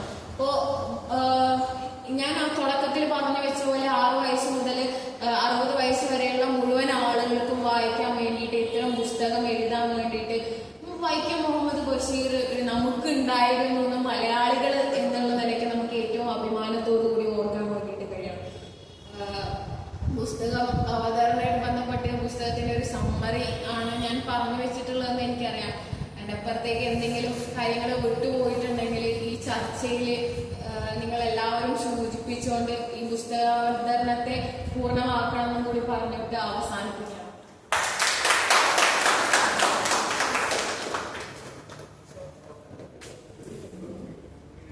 പ്രിയപ്പെട്ടവര്, ആ പ്രേമലേഖനം എന്ന് പറഞ്ഞൊരു പുസ്തകം ഒരു 10 പ്രാവശ്യം വായിച്ച പ്രതീതിയിലാണ് ഇവിടെ എല്ലാവരും ഇരിക്കുന്നത്. അത്രത്തോളം ആഴത്തിൽ വായിക്കപ്പെട്ടിട്ടുള്ള ഒരു പുസ്തകമാണ് പ്രേമലേഖനം എന്ന് പറയുന്നത്. നമ്മൾ ഓരോരുത്തരും ഒരു പുസ്തകം ഒരു 10 പേര് വായിക്കുന്നുണ്ടെങ്കിൽ 10 രീതിയിലായിരിക്കും അത് വായിക്കപ്പെടുക എന്നാണ് പറയപ്പെടുന്നത്. അപ്പം അത്തരത്തില് നമ്മളിവിടെ ഇരിക്കുന്ന മുഴുവൻ മനുഷ്യരും പ്രേമലേഖനം നമ്മുടേതായിട്ടുള്ള രീതിയിൽ മറ്റാർക്കും മനസ്സിലാക്കാൻ പറ്റാത്ത രീതിയിൽ സ്വകാര്യമായിട്ടുള്ള ഒരു അനുഭൂതിയായിട്ടായിരിക്കും വായിച്ചിട്ടുണ്ടാവുക. പലർക്കും പല അഭിപ്രായങ്ങളുണ്ടാവും, യോജിപ്പുകളുണ്ടാവും, പുതിയതായിട്ട് പലതും ഈ സദസ്സിന് മുന്നിൽ അവതരിപ്പിക്കാനുണ്ടാവും. അപ്പം അതിനൊക്കെ വേണ്ടിയിട്ടുള്ള ഒരു സമയമാണ് നമ്മുടെ പുസ്തക ചർച്ചയാണ്. ഇതിന്റെ ഒരു ആദ്യമായിട്ട് തന്നെ ആമുഖമായിട്ട് പറഞ്ഞു വെക്കുമ്പോൾ നമുക്ക് സമയപരിമിതി ഉണ്ട്. ഇതിന് ശേഷം ഒരു സിനിമാ പ്രദർശനം കൂടി പഠന കേന്ദ്രത്തിന്റെ ഭാഗമായിട്ട് സംഘടിപ്പിക്കുന്നുണ്ട്. അപ്പം ആ സമയപരിധിക്കുള്ളിൽ തന്നെ ഏറ്റവും ഭംഗിയായിട്ട് നമുക്ക് പ്രേമലേഖനത്തെ ഒന്നും കൂടി വിശകലനം ചെയ്ത് ചർച്ച ചെയ്ത് പോകാമെന്നുള്ളതാണ് പറഞ്ഞു വെക്കാനായിട്ടുള്ളത്. ആരുടെയും പേരെടുത്തൊന്നും വിളിക്കുന്നില്ല, കാരണം എല്ലാവരും പ്രേമലേഖനത്തെ വളരെ പ്രേമപൂർവ്വമായിട്ട് വായിച്ചിട്ടുള്ള മനുഷ്യരാണ്. അപ്പം ചർച്ചയുടെ ഭാഗമാകുക എന്നുള്ളതാണ് പറഞ്ഞു വെക്കാനുള്ളത്. അതോടൊപ്പം തന്നെ നമ്മുടെ നിരൂപണ മത്സരത്തിന് പ്രോത്സാഹന സമ്മാനത്തിന് അർഹയായിട്ടുള്ള ആമീഷായി ഇവിടെ എത്തിച്ചേർന്നിട്ടുണ്ട്. സമ്മാനം ഏറ്റുവാങ്ങുന്നതിന് വേണ്ടി പറയാനെ ക്ഷണിക്കുകയാണ്. സമ്മാനം നൽകുന്നതിന് വേണ്ടിയിട്ട് കുഞ്ഞികൃഷ്ണ മാഷിനെ ഏറ്റവും സ്നേഹത്തോട് ക്ഷണിക്കുന്നു.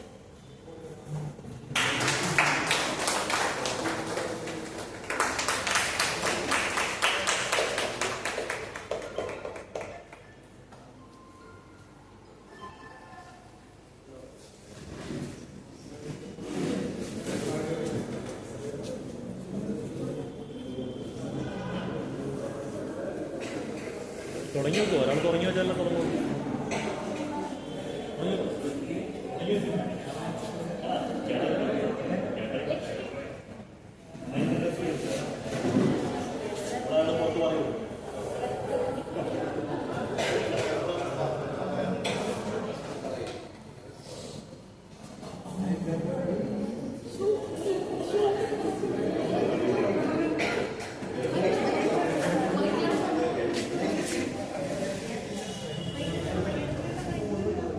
പറയും, ധൈര്യമായിട്ട് പറയും.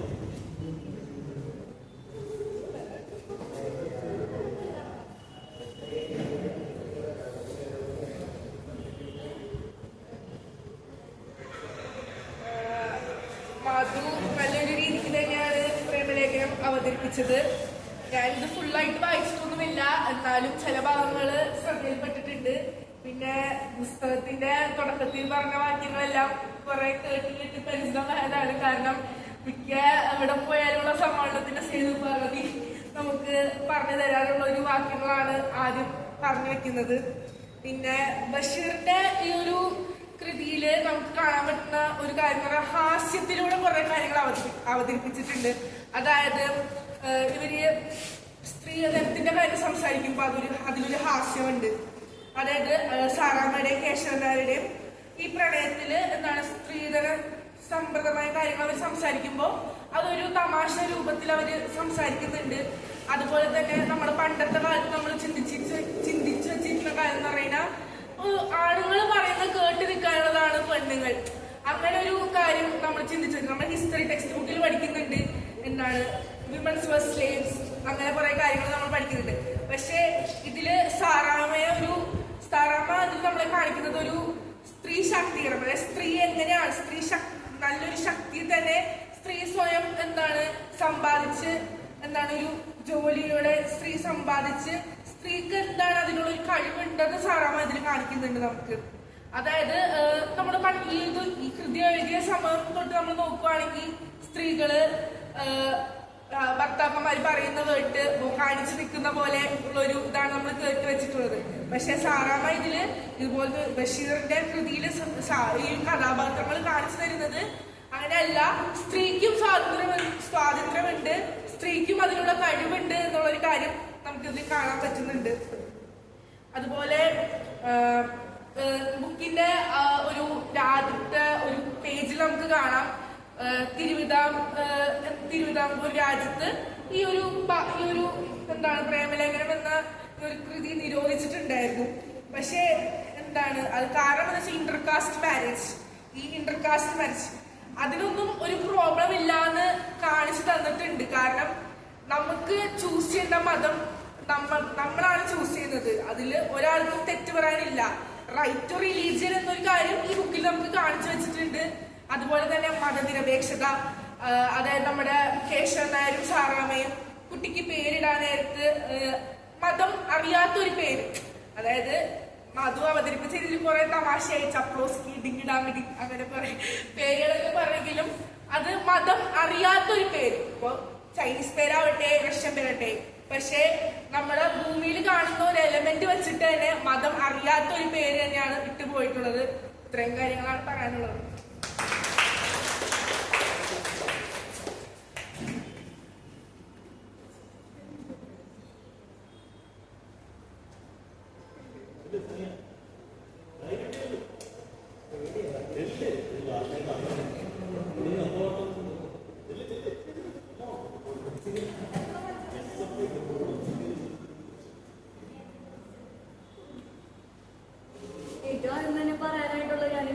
വായിച്ചിട്ടില്ല, അതുകൊണ്ടാണ് ചർച്ചയിലോട്ട് ആദ്യം തന്നെ വരാണ്ടിരുന്നത്.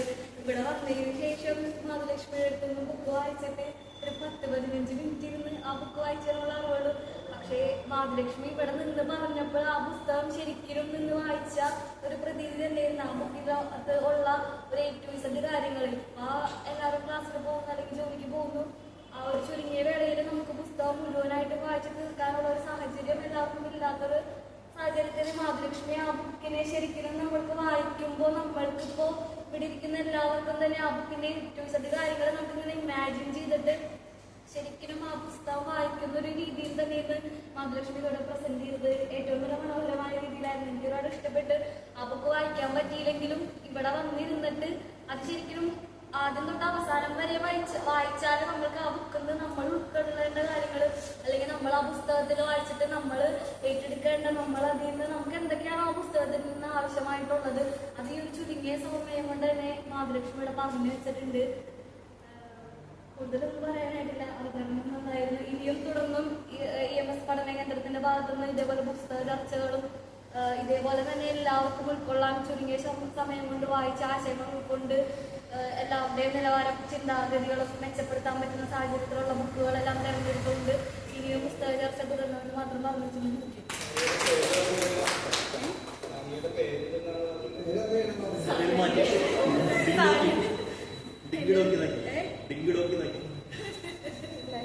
എന്റെ പേര് സാനിയ. ഞാൻ SNM-ലെ BBA ഫസ്റ്റ് ഇയർ വിദ്യാർത്ഥിയാണ്. വീട് കുഞ്ഞിത്തയിലാണ്. ഇപ്പൊ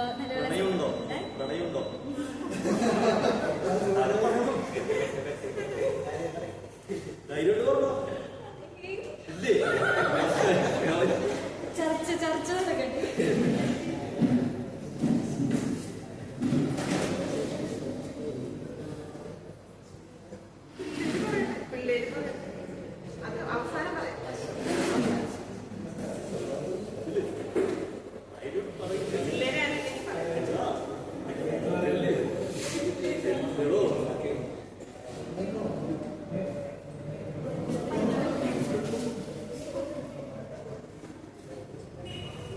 ഹലോ, എൻ്റെ പേര് ആദം. ഞാൻ ആദ്യമായിട്ട് ഇവിടെ വല്ല ഞാൻ അനിയത്തിയും കൂടി ജസ്റ്റ് ചുമ്മാ വന്ന് നോക്കിയതാ. ഞാനും ബുക്കൊന്നും വായിച്ചിട്ടില്ല. മാധുലക്ഷ്മി വേണ്ടിയിട്ട് ഞാൻ വന്നത്. അപ്പൊ എനിക്ക് ഇവിടെ പറഞ്ഞത് യൂസ്ഫുൾ ആയിട്ട് തോന്നിയൊരു കാര്യമുണ്ട്. അതായത് എങ്ങനെ പ്രണയിക്കാണ്ടിരിക്കണം. അതെനിക്ക് ഭയങ്കരമായിട്ട് സ്ട്രൈക്കിംഗ് ആയിട്ട് ഫീൽ ചെയ്തു. കാരണം എൻ്റെ പേഴ്സണൽ എക്സ്പീരിയൻസ് വെച്ചിട്ട് എനിക്ക് ഭയങ്കര യൂസ്ഫുൾ ആയിട്ടുള്ള കാര്യമാണ്. അതായത് ആ ബൗണ്ടറീസിൻ്റെ സ്പേസിൻ്റെ ആ കാര്യം അതെനിക്ക് ഹെൽപ്ഫുൾ ആയിരുന്നു. ഞാനൊരു പറയാം, പാർട്ടിസിപ്പേറ്റ് ചെയ്യാൻ വന്നാണ്. അപ്പം ഇനിയുള്ള സെഷനും എനിക്ക് വന്നതുണ്ട്. ഒരു വീട് അടുത്താണ് വന്നതുണ്ട്. അപ്പം ഞാൻ ഇനി വരും. പേര് ആദമലി.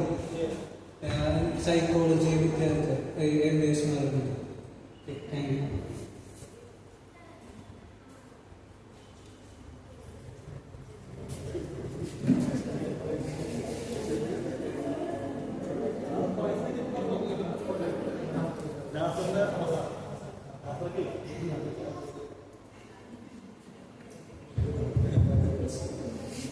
എൻ്റെ പേര് ദേവദർശനാണ്. വീട് കണ്ണൂരാണ്. ഞാൻ അവിടെ SNM college BCom second year പഠിക്കുന്നതാണ്. ഈ ബുക്ക് സാനിയ 15 മിനിറ്റ് വായിച്ചിട്ടുണ്ടെന്ന് പറഞ്ഞാൽ ഈ ബുക്ക് ഇപ്പൊ പോസ്റ്റർ കണ്ടപ്പോൾ മാത്രം കണ്ടുള്ള പരിചയം മാത്രമേ ഉള്ളൂ. അല്ലാതെ ഈ ബുക്ക് ഞാൻ വായിച്ചിട്ടില്ല. എങ്കിലും നമ്മള് ബഷീറിന്റെ പാത്തുമ്മേന്റെ അതുപോലെയുള്ള പല കഥകൾ വായിച്ചുകൊണ്ട് ബഷീറിന്റെ ഒരു ഫാൻ അല്ലെങ്കിൽ ബഷീറിനെ ഇഷ്ടപ്പെടുന്ന ഒരാളാണ്. പിന്നെ പുസ്തകത്തിനെ കുറിച്ച് പറയാനുള്ളത് ഇപ്പൊ എല്ലാവരും ഇവിടെ സംസാരിച്ച് എല്ലാവരും സൂചിപ്പിച്ചു പോയ ഒരു കാര്യം മതത്തിനെ കുറിച്ചാണ്. ഇപ്പൊ എന്റെ പേരെടുത്ത് നോക്കിയാൽ തന്നെ ദൈവദർശനാണ്, ദൈവത്തിന്റെ ദർശനം. അതുപോലെ ഓരോ മതത്തിന് സൂചിപ്പിക്കുന്ന പേരാണ് നമ്മളെല്ലാവരും ഉള്ളത്. പക്ഷെ എനിക്കൊരു ചോദ്യമാണ് നിങ്ങളോട് മുമ്പിലോട്ട് വെക്കാനുള്ളത്. ഇവിടെ എല്ലാ മതത്തിലുള്ളവരും ഉണ്ടാവും, എല്ലാവരും ഉണ്ടാവും. നിങ്ങൾക്ക് ചിലപ്പോൾ ഭാവിയിൽ മക്കളുണ്ടാവും. അപ്പൊ മക്കളും ഒരു പ്രണയം മറ്റു മതത്തിലുള്ള ഒരു കുട്ടിയെ പ്രണയിച്ചുകൊണ്ട് വരുമ്പോൾ കല്യാണം കഴിക്കാൻ നിങ്ങളായാലും സമ്മതിക്കൂ എന്നുള്ളതാണ് എന്റെ സംശയം. ബഷീർ ആ കാലഘട്ടത്തിൽ എഴുതിയിട്ടുണ്ട് ഏത് മതത്തിലായുള്ളവരും പ്രണയിക്കുന്നവർ ചിന്തിക്കണം. പക്ഷെ ഈ കാലഘട്ടത്തിൽ എടുത്തു നോക്കിയാലും മതം ഈ ജാതി എടുത്തു നോക്കിയാൽ തന്നെ അറിയാം. തൊട്ടൂടായ്മ അടക്കം മുതിർന്ന ജാതിക്കാരെ മാറ്റിയിരുന്ന താഴ്ന്ന ജാതിക്കാരെ മാറ്റിയിരുന്ന സമ്പ്രദായം അടക്കം നിലകൊണ്ടു പോകുന്ന ഒരു കാലമാണ് ഇപ്പൊ. ആ കാലഘട്ടത്തിൽ നിങ്ങളുടെ മക്കളുടെ അടുത്തോ സ്വന്തം കാര്യം വേറൊരു മതത്തിൽ പെടുന്ന ഒരാളെ കല്യാണം കഴിക്കാൻ പറ്റൂ, കല്യാണം കഴിക്കാൻ സമ്മതിക്കുമോ എന്നുള്ളതാണ് എൻ്റെ ഒരു സംശയമാണ്. അതുപോലെ തന്നെ ഇപ്പൊ പേര്, ഇപ്പൊ ഇതിനകത്ത് പലതരം പേരുകൾ കണ്ടിട്ടുണ്ട്. എനിക്ക് വെറൈറ്റി ആയിട്ട് തോന്നിയ ഒരു പേര് എന്ന് പറഞ്ഞാൽ നമ്മുടെ SFIന്റെ ഇലക്ഷൻ നടന്ന സമയത്ത് ഒരു കോളേജിൽ ഇലക്ഷൻ എന്ന ഒരു ആളെ പേര് ഇന്ത്യ എന്നാണ്. ഇന്ത്യ അടിപൊളി പേരല്ലേ, എന്താ മധുവില്ല. ആള് പറയുന്നുണ്ട് ആളെ പേര് റാം എന്നായിരുന്നെങ്കിൽ ആള് ചിലപ്പോൾ ഹിന്ദുവിന്റെ പേര് ഉയർത്തപ്പെട്ടേക്കാം. ആളെ പേര് മുഹമ്മദ് എന്നാണെങ്കിൽ ആള് മുസ്ലിമിന്റെ പേര് ഉയർത്തപ്പെട്ടേക്കാം. അതുകൊണ്ട് ആൾ അച്ഛനിട്ടവരാണ് ഇന്ത്യൻ. ഞങ്ങൾക്ക് എന്റെ മക്കൾക്ക് അങ്ങനെ വരുമെന്നാണ് ചിന്തിക്കുന്നത്. അല്ലാണ്ട് പുസ്തകം വായിച്ചിട്ടില്ലാത്തതുകൊണ്ട് പുസ്തകത്തിനെ കുറിച്ച് കൂടുതലൊന്നും പറയാനില്ല. എന്റെ നാട്ടിൽ ഞാനിങ്ങനെ പ്രാദേശികമായിട്ട് പ്രവർത്തിച്ചു പോകുന്ന ഒരാളാണെങ്കിൽ വായനശാലകൾ ഇഷ്ടംപോലെ കണ്ണൂരിനെ കുറിച്ച് രാഷ്ട്രീയമായിട്ടും വിദ്യാർത്ഥികൾ ഉയർത്തിക്കൊണ്ടുവരണമെന്ന് ആഗ്രഹിക്കുന്നതാണ്. കുറെ വായനശാലകൾ ഉണ്ടെങ്കിലും ഇത്രയാൾ പങ്കെടുത്തൊരു പുസ്തക ചർച്ച ഞാൻ ഇതുവരെ കണ്ടിട്ടില്ല. കുറെ പുസ്തക ചർച്ചകൾ പങ്കെടുത്തിട്ടുണ്ട്. പക്ഷെ ഇത്രയും ആൾക്കാർ ആരും നിർബന്ധിക്കാൻ പങ്കെടുത്താണെന്ന സന്തോഷമുണ്ട്. നല്ലൊരു നാട്ടിൽ എത്തിപ്പെട്ട എന്നുള്ളൊരു ബോധമുണ്ട്. അപ്പൊ ഇതുപോലെയുള്ള ഇനിയും നല്ല ചർച്ചകൾ, പുസ്തക ചർച്ചകൾ ഉണ്ടാവട്ടെ. വിദ്യാർത്ഥികളെയും കുട്ടികളെയും നാട്ടുകാരെയും എല്ലാവരും വളർത്തിക്കൊണ്ടുവരാനുള്ള പ്രവർത്തനങ്ങൾ ഉണ്ടാവട്ടെ എന്നുകൂടിയാണ് അവസരത്തിൽ പറയാനുള്ളത്. മറ്റൊന്ന് സൂചിപ്പിക്കുന്നത്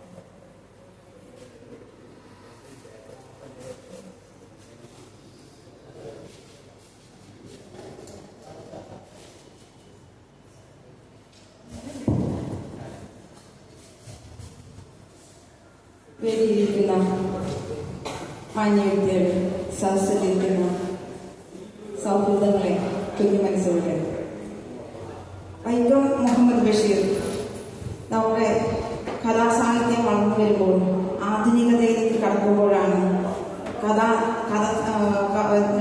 ത്രയങ്ങളായിട്ട് ബഷീർ, കേശവദേവ്, തകഴി ദേവ് ബഷീർ എന്നീ കഥാത്രയങ്ങൾ ഇവിടെ ഉയർക്കൊള്ളുന്നത്. അപ്പോൾ അതിൽ ബഷീറാണ് ജീവിതം വളരെ ലളിതമായിട്ട്, വളരെ റിയലിസ്റ്റിക് ആയിട്ട് കഥകളിലൂടെ ആവിഷ്കരിച്ചത്. MP പോൾ എന്ന നിരൂപകൻ ബഷീറിനെ കുറിച്ച് പറയുമ്പോൾ ബാല്യകാല സഖി എന്ന ബുക്കിൽ പറയുന്നുണ്ട്, ഇത് ജീവിതത്തിൽ നിന്ന് കീറിയെടുത്ത ഒരേടാണ്, ഇതിന്റെ വക്കിൽ ചോര പൊടിഞ്ഞിരിക്കുന്നു എന്ന്. ബഷീർ തന്നെ പറയുന്നുണ്ട്, ഞാൻ എൻ്റെ കൃതികൾ വായിച്ച് ഞാൻ തന്നെയാണ് ഏറ്റവും കരയുകയും ഞാൻ തന്നെയാണ് ഏറ്റവും ചിരിക്കുകയും ചെയ്തിട്ടുള്ളതെന്ന്. അത് എന്തുകൊണ്ടെന്നാൽ അതെൻ്റെ ജീവിതമാണെന്ന്. ഇവിടെ പ്രേമലേഖനം എന്ന് പറയുന്ന ഈ പുസ്തകത്തെ അടിസ്ഥാനപ്പെടുത്തി പറയുമ്പോഴും അതിലെ വാക്കുകൾ പൊതുവെ ഈ തർജ്ജമ ചെയ്യുമ്പോൾ, മറ്റു ഭാഷകളിലേക്ക് തർജ്ജമ ചെയ്യുമ്പോൾ ഈ തർജ്ജമ ചെയ്യുന്നവർക്ക് ഒരു കീറാമുട്ടിയായി വരും ബഷീറിന്റെ ഈ കൃതികൾ. എന്തുകൊണ്ടെന്നാൽ ഇപ്പോൾ പാത്തുമ്മയുടെ ആടുപെറ്റും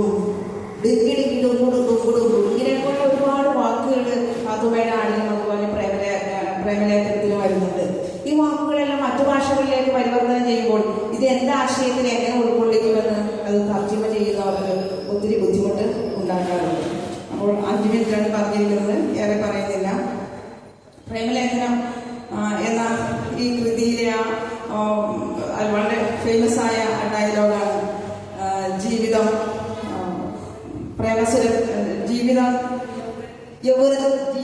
യൗവന തീക്ഷ്ണവും ഹൃദയം പ്രേമസുരഭിരമായിരിക്കുന്ന ഈ അവസരത്തിൽ കഥാപാത്രത്തിനോട് ചോദിക്കുന്നു, നീ എന്ത് ചെയ്യുന്നു എന്ന്. എനിക്കും അതിനെക്കുറിച്ച് തന്നെയാണ് ഈ പുസ്തകത്തെ അടിസ്ഥാനപ്പെടുത്തി പറയുവാനുള്ളത്. എൻ്റെ ആ ടീനേജ് കഴിഞ്ഞ 10ാം ക്ലാസ്സിലുള്ള ഓട്ടോഗ്രാഫിലും എനിക്ക് എൻ്റെ സുഹൃത്ത് എഴുതി തന്ന വാചകവും ഇത് തന്നെയാണ്. അത് ഈ പുസ്തകത്തിലേതാണെന്നുള്ളത് പിന്നീടാണ് ഞാൻ തിരിച്ചറിയുന്നത്. അപ്പോൾ ഈ കഴിഞ്ഞ മാസം ഒരു മത്സരമുണ്ടായിരുന്നു.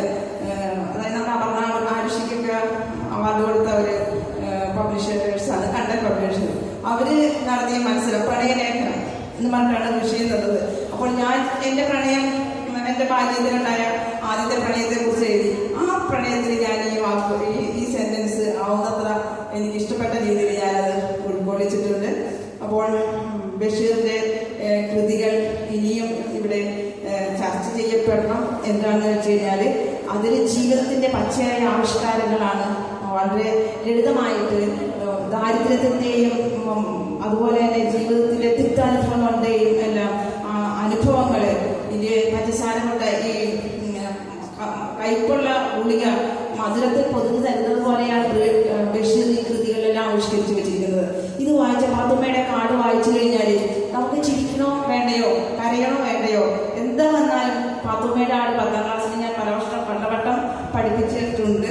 എങ്കിലും വായിക്കുമ്പോഴൊക്കെ ഒരു ഗദ്ഗതം എന്റെ തൊണ്ടയിൽ ഇങ്ങനെ വന്നു നിന്നു. അത് ചിരിക്കാൻ എനിക്ക് കഴിയില്ല, എന്നാൽ കരയാനുള്ളത് ഒരുപാട് ഓർത്തോർത്ത് മനസ്സുകൊണ്ട് കരയാനുള്ള ഒരുപാട് ജീവിതത്തിന്റെ നഗ്നസത്യങ്ങള് ബഷീർ തന്റെ കൃതികളിലെല്ലാം ആവിഷ്കരിച്ചിട്ടുണ്ട്. അത് വളരെ മനോഹരമായിട്ട് ഇവിടെ മിശ്ര വിവാഹത്തെക്കുറിച്ചും അതിന്റെ പ്രോത്സാഹനത്തെക്കുറിച്ചും ജീവിതത്തിൽ നമ്മൾ മാറ്റിമറിക്കപ്പെടേണ്ടതായ സാമൂഹിക വ്യവസ്ഥിതികളുടെ ദീർഘവീക്ഷണങ്ങളെല്ലാം എത്രയോ വർഷങ്ങൾക്ക് മുമ്പ് ബഷീർ തന്റെ ഈ കൃതിയിലെ പ്രേമലേഖനം എന്ന കൃതിയിൽ ആവിഷ്കരിച്ചിരിക്കുന്നു. ഇത് ഇങ്ങനെ ചർച്ച ചെയ്തു പോകേണ്ട ഒരു പുസ്തകമല്ലാതെ ഇനിയും ചർച്ച ചെയ്യപ്പെടണം നിങ്ങളിൽ നിന്ന് തന്നെ പ്രതീക്ഷിച്ചുകൊണ്ട് എല്ലാ ആശംസകളോടും കൂടി നന്ദി, നമസ്കാരം.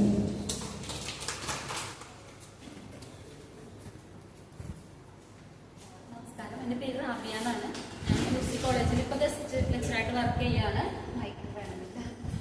ഗസ്റ്റ് ലെക്ചറായിട്ട് വർക്ക് ചെയ്യാണ്. അപ്പം ഞാൻ ഈ പുസ്തക നിരൂപണത്തിൻ്റെ ഇത് കണ്ടപ്പോഴേ ഇതിനൊരു പ്രോത്സാഹന സമ്മാനമായിട്ടൊരു പുസ്തകമാണ് കണ്ടു.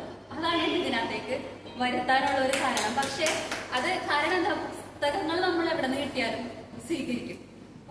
സമയമില്ലാത്തൊരു സമയത്ത് നേരത്തെ എഴുതി വെച്ചിരുന്ന ഒരു സാധനത്തെ എടുത്ത് എഡിറ്റ് ചെയ്തിട്ടാണ് നമ്മൾ അയക്കുന്നത് കേട്ടോ. അപ്പൊ അന്നേരം എന്റെ കൂടെ വന്ന കുട്ടിയില്ല, അവനാണ് ഇത് അയക്കാനായിട്ട് എന്നോട് പറഞ്ഞതും ഈ ഒരു മെസ്സേജ് എനിക്ക് അയച്ചു തന്നത്. പക്ഷെ ഞങ്ങൾ കോളേജിൽ ഈ പുസ്തകോത്സവം നടക്കുന്ന സമയത്ത് എന്നെ സാറ് കണ്ടിട്ടുള്ള കാരണം ഈ പേര് കണ്ടപ്പോൾ അവരത് കറക്റ്റായിട്ട് സ്ട്രൈക്ക് ചെയ്തു ഞാനാണ്. അപ്പൊ എന്നെ വിളിക്കുന്ന സമയത്ത് സാർ അതാ ചോദിച്ചത്, യുസിയിലെ ടീച്ചറിലെ ഞാൻ കണ്ടിട്ടുണ്ട്. അപ്പൊ അതെനിക്കൊരു വേറൊരു അനുഭവം തന്നെയായിരുന്നു. കാരണം ആളുകൾ നമ്മൾ ഓർത്ത് വെക്കുന്നല്ലോ എന്നുള്ളത്, നമ്മളങ്ങനെ ഓർത്ത് വെക്കാത്ത ഒരു കാലത്താണ് നമ്മൾ നിൽക്കുന്നത് തന്നെ. ഇപ്പൊ ഈ ബഷീറിന്റെ കാര്യം പറയുകയാണെങ്കിൽ മാധുവിനാണ് ആദ്യത്തെ വലിയൊരു കയ്യടി കൊടുക്കേണ്ടത്. കാരണം ആ കുട്ടി ആ പുസ്തകത്തെ വളരെ നന്നായി തന്നെ അവതരിപ്പിച്ചു എന്നുള്ളത് ഒരു വലിയ കാര്യമാണ്. ആ പുസ്തകത്തിലെ എല്ലാ ഭാഗങ്ങളും ഉൾക്കൊണ്ടിട്ടുണ്ട് അവിടെ. പിന്നെ അതുപോലെ ഇത് കൂട്ടുകാരിയാ തോന്നുന്നത് അല്ലെ, ഞാൻ വന്നപ്പോൾ തുടങ്ങി ശ്രദ്ധിക്കാണ്. ഈ മാധു എന്ന് പറയുന്ന ഒരു കുട്ടിക്ക് ഒരു അസൽ ഫ്രണ്ടാണ്. ഈ എല്ലാ കാര്യത്തിലും അവളുടെ കൂടെ ഇങ്ങനെ നിൽക്കുകയാണ്. ഇന്നത്തെ കാലത്ത് അങ്ങനത്തെ ബന്ധങ്ങളൊക്കെ കണ്ടിട്ട് വളരെ ബുദ്ധിമുട്ടുള്ള ഒരു കാലമാണ്. അപ്പൊ ഈ ബഷീറിന്റെ കൃതികളുടെയും പ്രത്യേകത ഇത് തന്നെയാണ്. ഒരു ബന്ധങ്ങളുടെ സവിശേഷതകൾ അതിനകത്ത് എടുത്തു കാണിക്കുന്നു എന്നുള്ളതാണ്. നിങ്ങളൊന്ന് ആലോചിച്ച് നോക്കുക, 1941-42 കാലഘട്ടത്തിലാണ് അദ്ദേഹത്തിന്റെ ആദ്യത്തെ കൃതി വരുന്നത്. ഈ ഒരു സമയത്ത് എഴുതപ്പെട്ട കൃതിയെ പോലും നമ്മൾ ഇന്ന് നിൽക്കുന്ന എപ്പോഴാണ് 2025 ഇതെന്താണ് വളരെ ഭംഗിയായി ചർച്ച ചെയ്യും. അതിന് എന്തായിരിക്കും കാരണം എന്നൊന്ന് വെറുതെ ഒന്ന് ആലോചിച്ച് നോക്കാം. നമ്മളെല്ലാവരും ഇദ്ദേഹത്തിന്റെ കൃതികളെല്ലാം വായിച്ചതായിരിക്കും. വായിച്ചിട്ടില്ലെങ്കിൽ നിങ്ങൾ വായിക്കുക. ഇതിനകത്ത് വേറൊരു കാര്യമുണ്ട്.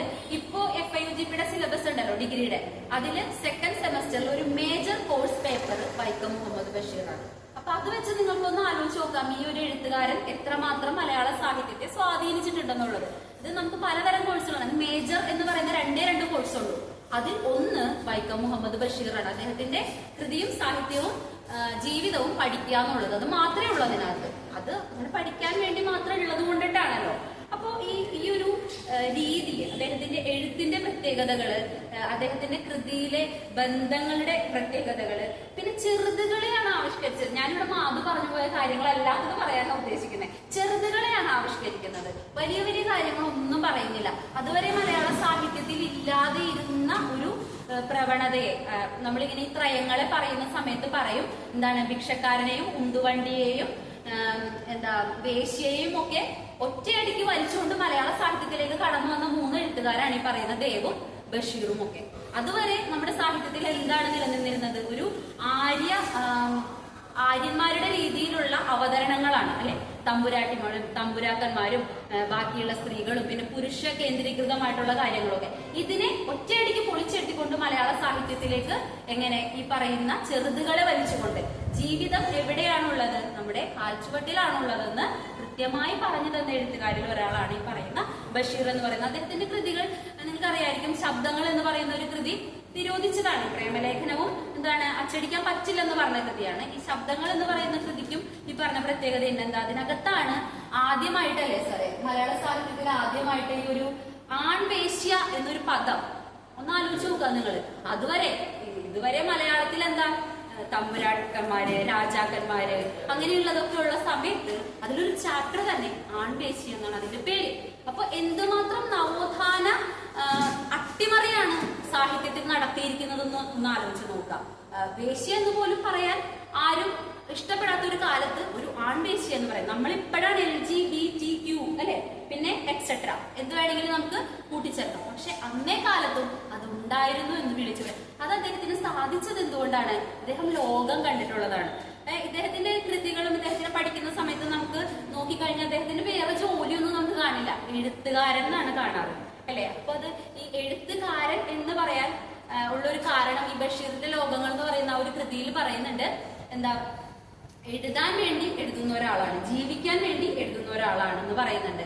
അപ്പൊ ഈ സമയമില്ലല്ലോ, അതുകൊണ്ട് ഞാൻ വേഗം പറയാണ്. ഒരുപാട് കാര്യങ്ങൾ ബഷീറിനെ കുറിച്ച് പറയാനുണ്ട്. എന്താ, ഒന്നുമില്ലായ്മയിൽ സാഹിത്യം കണ്ടെത്തുന്ന വ്യക്തിയാണ് ബഷീർ എന്ന് പറയാം. ഈ പറയുന്ന പ്രേമലേഖനത്തിൽ തന്നെ ഒരു 2-3 കാര്യങ്ങൾ അദ്ദേഹം പ്രത്യേകം എടുത്ത് പറയുന്നുണ്ട്. ഒന്ന്, സ്ത്രീകൾക്ക് എന്താണ് പുരുഷനെ സ്നേഹിക്കുക എന്നതിന് കൂലി ചോദിക്കുന്ന സാറാമ്മ. നിങ്ങളൊന്ന് ആലോചിച്ച് നോക്കിയേ. എല്ലാവരുടെയും വീട്ടിൽ ഇതുപോലുള്ള സ്ത്രീകൾ ഉണ്ടാവും. പുരുഷനെയും അതുപോലെ കുട്ടികളെയും വീടിനെയും സ്നേഹിച്ച് മാത്രം കഴിയുന്നവർ. അവർക്ക് ആരെങ്കിലും കൂലി കൊടുക്കാറുണ്ടോ? ഇല്ല. ശരിക്കും കൂലി വേണ്ട ഒരു ജോലിയല്ലേ അത്, അവരും ചെയ്യുന്നത് ജോലിയല്ലേ ഇത് എന്ന് അന്നേ കാലത്ത് പറഞ്ഞു വെച്ച, സ്നേഹിക്കുന്നതിന് അല്ലെങ്കിൽ ഒരു വീട് നോക്കുന്നതിന് കൂലി വേണമെന്ന് പറഞ്ഞു വെച്ച സാറാമ്മയെ നമുക്കതിൽ കാണാം. അതുപോലെ തന്നെ എന്താണ്, സ്നേഹം ഒരു പച്ചത്തുരുത്താണെന്നാണ് പറയാ. അവിടെ എത്തിപ്പെട്ടിട്ടുണ്ടെങ്കിൽ പിന്നെ നമ്മൾ എന്താ ബ്ലൈൻഡ് ആയിരിക്കും. പക്ഷെ ഇവിടെ സാറാമ്മ ഒരിക്കലും ബ്ലൈൻഡ് ആവുന്നില്ല. ഒരിക്കലും അവൾക്ക് എന്ത് പോകുന്നില്ല, അവൾക്ക് ആ ഒരു പ്രണയം കൊണ്ട് അവളെ കെട്ടിയിടപ്പെടാനായിട്ട് സാധിക്കുന്നില്ല. കാരണം ഓരോ സ്ഥലത്തും അവൾക്ക് എന്തുണ്ട്, കൃത്യമായിട്ടുള്ള തീരുമാനങ്ങളും അഭിപ്രായങ്ങളും ഉണ്ട്. അതുവരെ മലയാള സാഹിത്യത്തിൽ ഇല്ലാതിരുന്ന എന്താണ്, ഒരു സാധാരണ പെണ്ണ് വന്നിട്ട് അവൾക്ക് ഇങ്ങനെ കാപ്പി വേണ്ട ചായ മതി എന്ന് പറയാം, അല്ലെ ചായ വേണ്ട കാപ്പി മതി എന്ന് പറയാം. അതുപോലെ കുട്ടിക്ക് എന്ത് പേരിടണം, മതത്തിൻ്റെതായിട്ടുള്ള ആ കെട്ടുപാടുകളിൽ നിന്ന് വിട്ടുകൊണ്ട് നിന്ന് ചിന്തിക്കുക എന്നൊക്കെ പറയുന്നത് അത് ഒരു കൃത്യമായ നവോത്ഥാന ചിന്തയായിരുന്നു എന്നുള്ളതാണ്. ഇതെല്ലാം ബഷീർ ഇങ്ങനെ പറഞ്ഞു വെച്ചു പോയതാണ്. അദ്ദേഹത്തിന്റെ ശബ്ദം എന്ന് പറഞ്ഞ കൃതി, അതുപോലെ ബാല്യകാല സഖിയിൽ അദ്ദേഹം പറഞ്ഞു വെക്കുന്ന ആ ഒരു സുന്നത്ത് പ്രക്രിയൊക്കെ ഉണ്ടല്ലോ, അതൊന്നും മലയാള സാഹിത്യത്തിൽ ഇതുവരെ ആരും പറഞ്ഞിട്ടില്ലാത്തതാണ് അല്ലെ. മുസ്ലിം ആ ഒരു സമുദായത്തിന്റെ പ്രത്യേകതയൊന്നും ആരും പറഞ്ഞിട്ടില്ലാത്തതാണ്. മാർക്കത്തിന്റെ കാര്യം, സുന്നത്തിന്റെ കാര്യം. പക്ഷെ അതുവരെ എന്തുണ്ട്, ഋതുമതിയാവുന്ന കാര്യം പറയുന്നുണ്ട്. ഇതിന്റെ കാര്യം ഇവിടെയും പറയുന്നില്ല. ഈ മുസ്ലിം മത വിഭാഗത്തിൽ വരുന്ന ചടങ്ങുകളെ കുറിച്ച് പറയുന്നില്ല, ആൺകുട്ടികളെ കുറിച്ച് പറയുന്നില്ല. ഇതൊന്നും പറഞ്ഞു വെക്കാത്ത ഒരു സമയത്ത് ഇദ്ദേഹം ഇതെല്ലാം കൃതികളിൽ പറഞ്ഞു വെച്ചു എന്നുള്ളത് ഒരു പ്രത്യേകതയാണ്. അതുപോലെ ഈ പ്രേമലേഖനം എന്ന് പറയുന്ന ലേഖനം എന്താണ്, നോവല് എല്ലാവർക്കും എല്ലാ പ്രായക്കാർക്കും വായിക്കാവുന്നതാണ്. ഈ പ്രണയത്തിനൊരു പ്രായം എന്നുള്ളൊരു സങ്കല്പം ഇല്ല. അതാർക്കും എവിടെ വെച്ചു അത് രണ്ടുപേർക്ക് തോന്നണമെന്നില്ല. പ്രണയം എപ്പോഴും ഒരാളിലാണ് ജനിക്കുന്നത്, മറ്റൊരാളിലേക്ക് അത് എന്ത് ചെയ്യപ്പെടുകയാണ്, പടർത്തപ്പെടുകയാണ് ചെയ്യുന്നത്. മനസ്സിലായോ? ആദ്യം ആർക്കാണോ പ്രണയം, രണ്ടുപേർക്ക് ഒരുമിച്ച് പ്രണയം തോന്നാനുള്ള സാധ്യത ഉണ്ടെന്ന് എനിക്ക് തോന്നുന്നില്ല. ആദ്യം ഒരാളിൽ ജനിക്കുകയും മറ്റൊരാളിലേക്ക് പടർത്തപ്പെടുകയും ചെയ്യുകയാണ്. ആ പടർത്തപ്പെടുന്ന പ്രണയം കൊണ്ട് ടോക്സിക് ആയിട്ടുള്ള റിലേഷനിലേക്ക് പോവുകയാണ് ചെയ്യുന്നത്. പക്ഷെ ഇവിടെ സാറാമ്മയ്ക്ക് അത് സംഭവിക്കുന്നില്ല. അങ്ങനെ ഒരു ശക്തമായിട്ടുള്ള ഒരു ക്യാരക്ടറായിട്ടാണ് സാറാമ്മ അവിടെ കടന്നു വരുന്നത്. കേശവൻ നായരും അവസാനം അവൾക്ക് എന്താണ് അടിയറവ് പറയുകയാണ്. അതുവരെ അവളുടെ തലയിൽ നിലാവെളിച്ചമാണെന്ന് പറഞ്ഞുകൊണ്ടിരുന്ന കേശവൻ നായര് അവസാനം എന്താണ്, എങ്കിൽ ഒരു ചായ ഒരു കാപ്പി. അവളെ അംഗീകരിച്ചു. പ്രണയമുണ്ട്, അടിസ്ഥാനം പ്രണയമാണ്. അപ്പോ പ്രണയം എന്നുള്ളതിനേക്കാൾ സ്നേഹവും മനുഷ്യബന്ധങ്ങളുമാണ് അടിസ്ഥാനം എന്നാണ് എപ്പോഴും ബഷീർ പറഞ്ഞു വെക്കുന്നത്. അത് ഈ പുസ്തകത്തിൽ നമുക്ക് കാണാം. ഇതെന്നല്ല, എല്ലാത്തിലും കാണാം. നമ്മളിങ്ങനെ വായനയിലേക്ക് വലിക്കുന്ന സമയത്ത് ആദ്യം പറയാറ് ബഷീറിനെ വായിക്കാന്നാണ്. അങ്ങനെ അത് വായിച്ചു തുടങ്ങിയാൽ നമുക്കിപ്പോ ആ കുട്ടി പറഞ്ഞില്ലേ, വളരെ കുറച്ചു നേരം കൊണ്ട് ഒരുപാട് വായിച്ചു എന്ന് പറഞ്ഞു അല്ലെ. വേറൊരു കൃതിയും നമുക്ക് അങ്ങനെ വായിക്കാൻ പറ്റണമെന്നില്ല. അപ്പൊ എന്തായാലും ഇങ്ങനെ ഒരു ചർച്ച ഇവിടെ സംഘടിപ്പിച്ച നിങ്ങൾക്ക് എല്ലാവർക്കും, ഞാൻ ആദ്യമായിട്ടാണ് ഇങ്ങനെ ഒരു പരിപാടി ഇവിടെ ഉണ്ടെന്ന് അറിയുന്നത്. അപ്പൊ നിങ്ങൾക്ക് എല്ലാവർക്കും എന്റെ അഭിനന്ദനങ്ങൾ. അതുപോലെ മാധുവിന് അഭിനന്ദനങ്ങൾ. ഞാൻ മാധുവിന് ഫേസ്ബുക്കിൽ കണ്ടിട്ട് തോന്നുന്നു. ഇവിടെയുള്ള കുറെ പേരൊക്കെ ഞാൻ FB-യിൽ കണ്ടിട്ടുണ്ട്. അപ്പൊ അന്നേരം എല്ലാവർക്കും ആശംസകൾ. ഇനിയും ഇതുപോലത്തെ ചർച്ചകൾ ഉണ്ടാവട്ടെ. അപ്പൊ ഞാൻ പോവാണ്. ഇനി അടുത്ത ചർച്ച ഉണ്ടെങ്കിലും കാണാം. Thank you.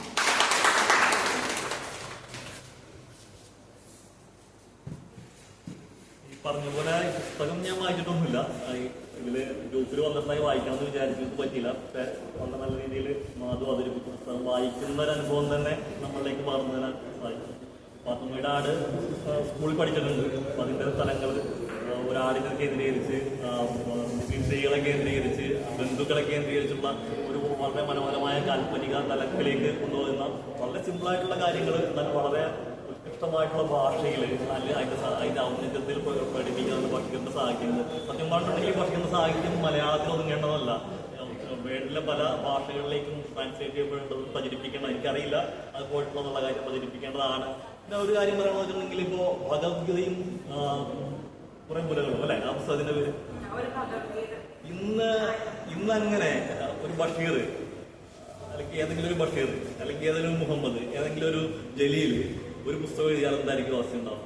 അല്ലെങ്കിൽ പോട്ടെ, ഏതെങ്കിലും ഒരു കൃഷ്ണൻ ഒരു മുഹമ്മദ് നബിയും വേറെ ആരെങ്കിലും എന്തെങ്കിലും അത്തരത്തിലുള്ള ഒരു ലൈംഗികാവയവം വെച്ചിട്ടുള്ള ഒരു അല്ലെങ്കിൽ അങ്ങനെ ഒരു ചോദനാവയവം വെച്ചിട്ടുള്ള ഒരു പേരിട്ടാൽ എന്തായിരിക്കും അവസ്ഥ ഉണ്ടാവും? അപ്പൊ അവിടെ നിന്നെല്ലാം നമ്മുടെ കാലം അത്രത്തോളം വിശാലമായിരുന്നു. പക്ഷെ അതിൽ നിന്നും ഒരു കെട്ടകാലത്തിലേക്ക് എന്തുപോലും പേരും വംശവും എല്ലാം ചർച്ചയായി ഒരു ആൾക്കാരെ തടയുന്ന ഒരു കാലത്തിലേക്കാണ് നമ്മൾ എത്തിപ്പറ്റിയത്. തീർത്തും ഒരു പ്രതിരോധത്തിന്റെ ഒരു ബിംബം കൂടിയാണെന്നാണ് എനിക്ക് തോന്നുന്നത്. ഈ പറഞ്ഞ പോലെ തന്നെ ഈ കുട്ടികൾക്ക് പേരിടുന്ന കാര്യം ഇപ്പൊ ഞാൻ രസകരമായി ഓർത്ത് വെച്ചിട്ടുണ്ട്. എന്റെ മോൾക്ക് പേരിട്ടപ്പോൾ എനിക്കൊരു പ്രമേയം ഉണ്ടായിരുന്നു. അത് ഒരു സൈഡ് വരെ ഒരു വണ്ണയായിരുന്നു. അത് ചട്ടത്തിലെത്തി കഴിഞ്ഞപ്പോൾ സ്ത്രീക്കാരിയാണ് എന്ന് പറഞ്ഞപ്പോൾ വീട്ടിലോടൊക്കെ വെച്ചു അങ്ങനത്തെ പോയതാണ്. അത് കഴിഞ്ഞിട്ട് ഒരു സ്വന്തം നാട്ടിൽ നിന്ന് തന്നെ എന്റെ പഞ്ചായത്തിൽ നിന്ന് തന്നെയാണ് കല്യാണങ്ങളൊക്കെ വരുന്നത്. അപ്പൊ സ്വാഭാവികമായിട്ടും ഞാനൊരു നിരീശ്വരവാദി അല്ലെങ്കിൽ അങ്ങനത്തെ ഒരു യുക്തിവാദി അല്ലെങ്കിലൊക്കെ പോകുന്ന ഒരാളായിരുന്നു. അങ്ങനെ മാർക്സിസ്റ്റ് ഒന്നായിട്ടൊന്നുമില്ല, അങ്ങനെ തലത്തിനൊക്കെ എത്തിയിട്ടൊന്നുമില്ല.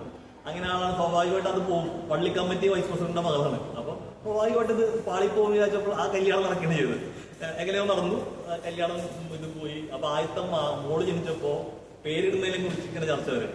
അപ്പൊ അന്ന് ചിലിയൻ കമ്മ്യൂണിസ്റ്റ് പാർട്ടിയുടെ യൂത്തിന്റെ ലീഡറുണ്ട്, കാമില വലാജോ ഡൗണി എന്നാണ് അവരുടെ പേര്. അപ്പൊ ആ പേരാണ് ഞാൻ സജസ്റ്റ് ചെയ്യുന്നത്. അപ്പൊ വരുന്നവരൊക്കെ ആ ഉമ്മച്ചിത് ചോദിക്കണം, ഇങ്ങനെ പേരിട്ട പ്രശ്നമോ അതാ ഇഷ്ടമോ? ഞാൻ വളരെ രൂക്ഷമായി പ്രതികരിക്കുന്നത്, നിങ്ങൾ അഭിപ്രായ സർവേ നടത്തണ്ട, ഞങ്ങൾ തീരുമാനിച്ചിട്ടുണ്ട് എന്നൊക്കെ പറഞ്ഞിട്ടൊരു ഇതൊക്കെ നടത്തുന്നുണ്ട്. അപ്പൊ അത് കഴിഞ്ഞിട്ട് വീട്ടിൽ വന്നപ്പോ നമ്മുടെ നോമ്പുകാലമാണ്. അപ്പൊ ഞാൻ മേലെ നിന്നിട്ട് ഫുഡും വളരെ കഴിച്ചുകൊണ്ടിരിക്കുക. അപ്പൊ അടിയിൽ ഉസ്താദ് വന്നൊക്കെയാണ്. ഉസ്താദ് വന്നിട്ട് പറയണം. അപ്പൊ മോളുടെ കാര്യം പറഞ്ഞപ്പോൾ അത് അൽഹംദുലില്ലാ പെൺകുട്ടി. അപ്പൊ അതിൽ അൽഹംദുലില്ലാ.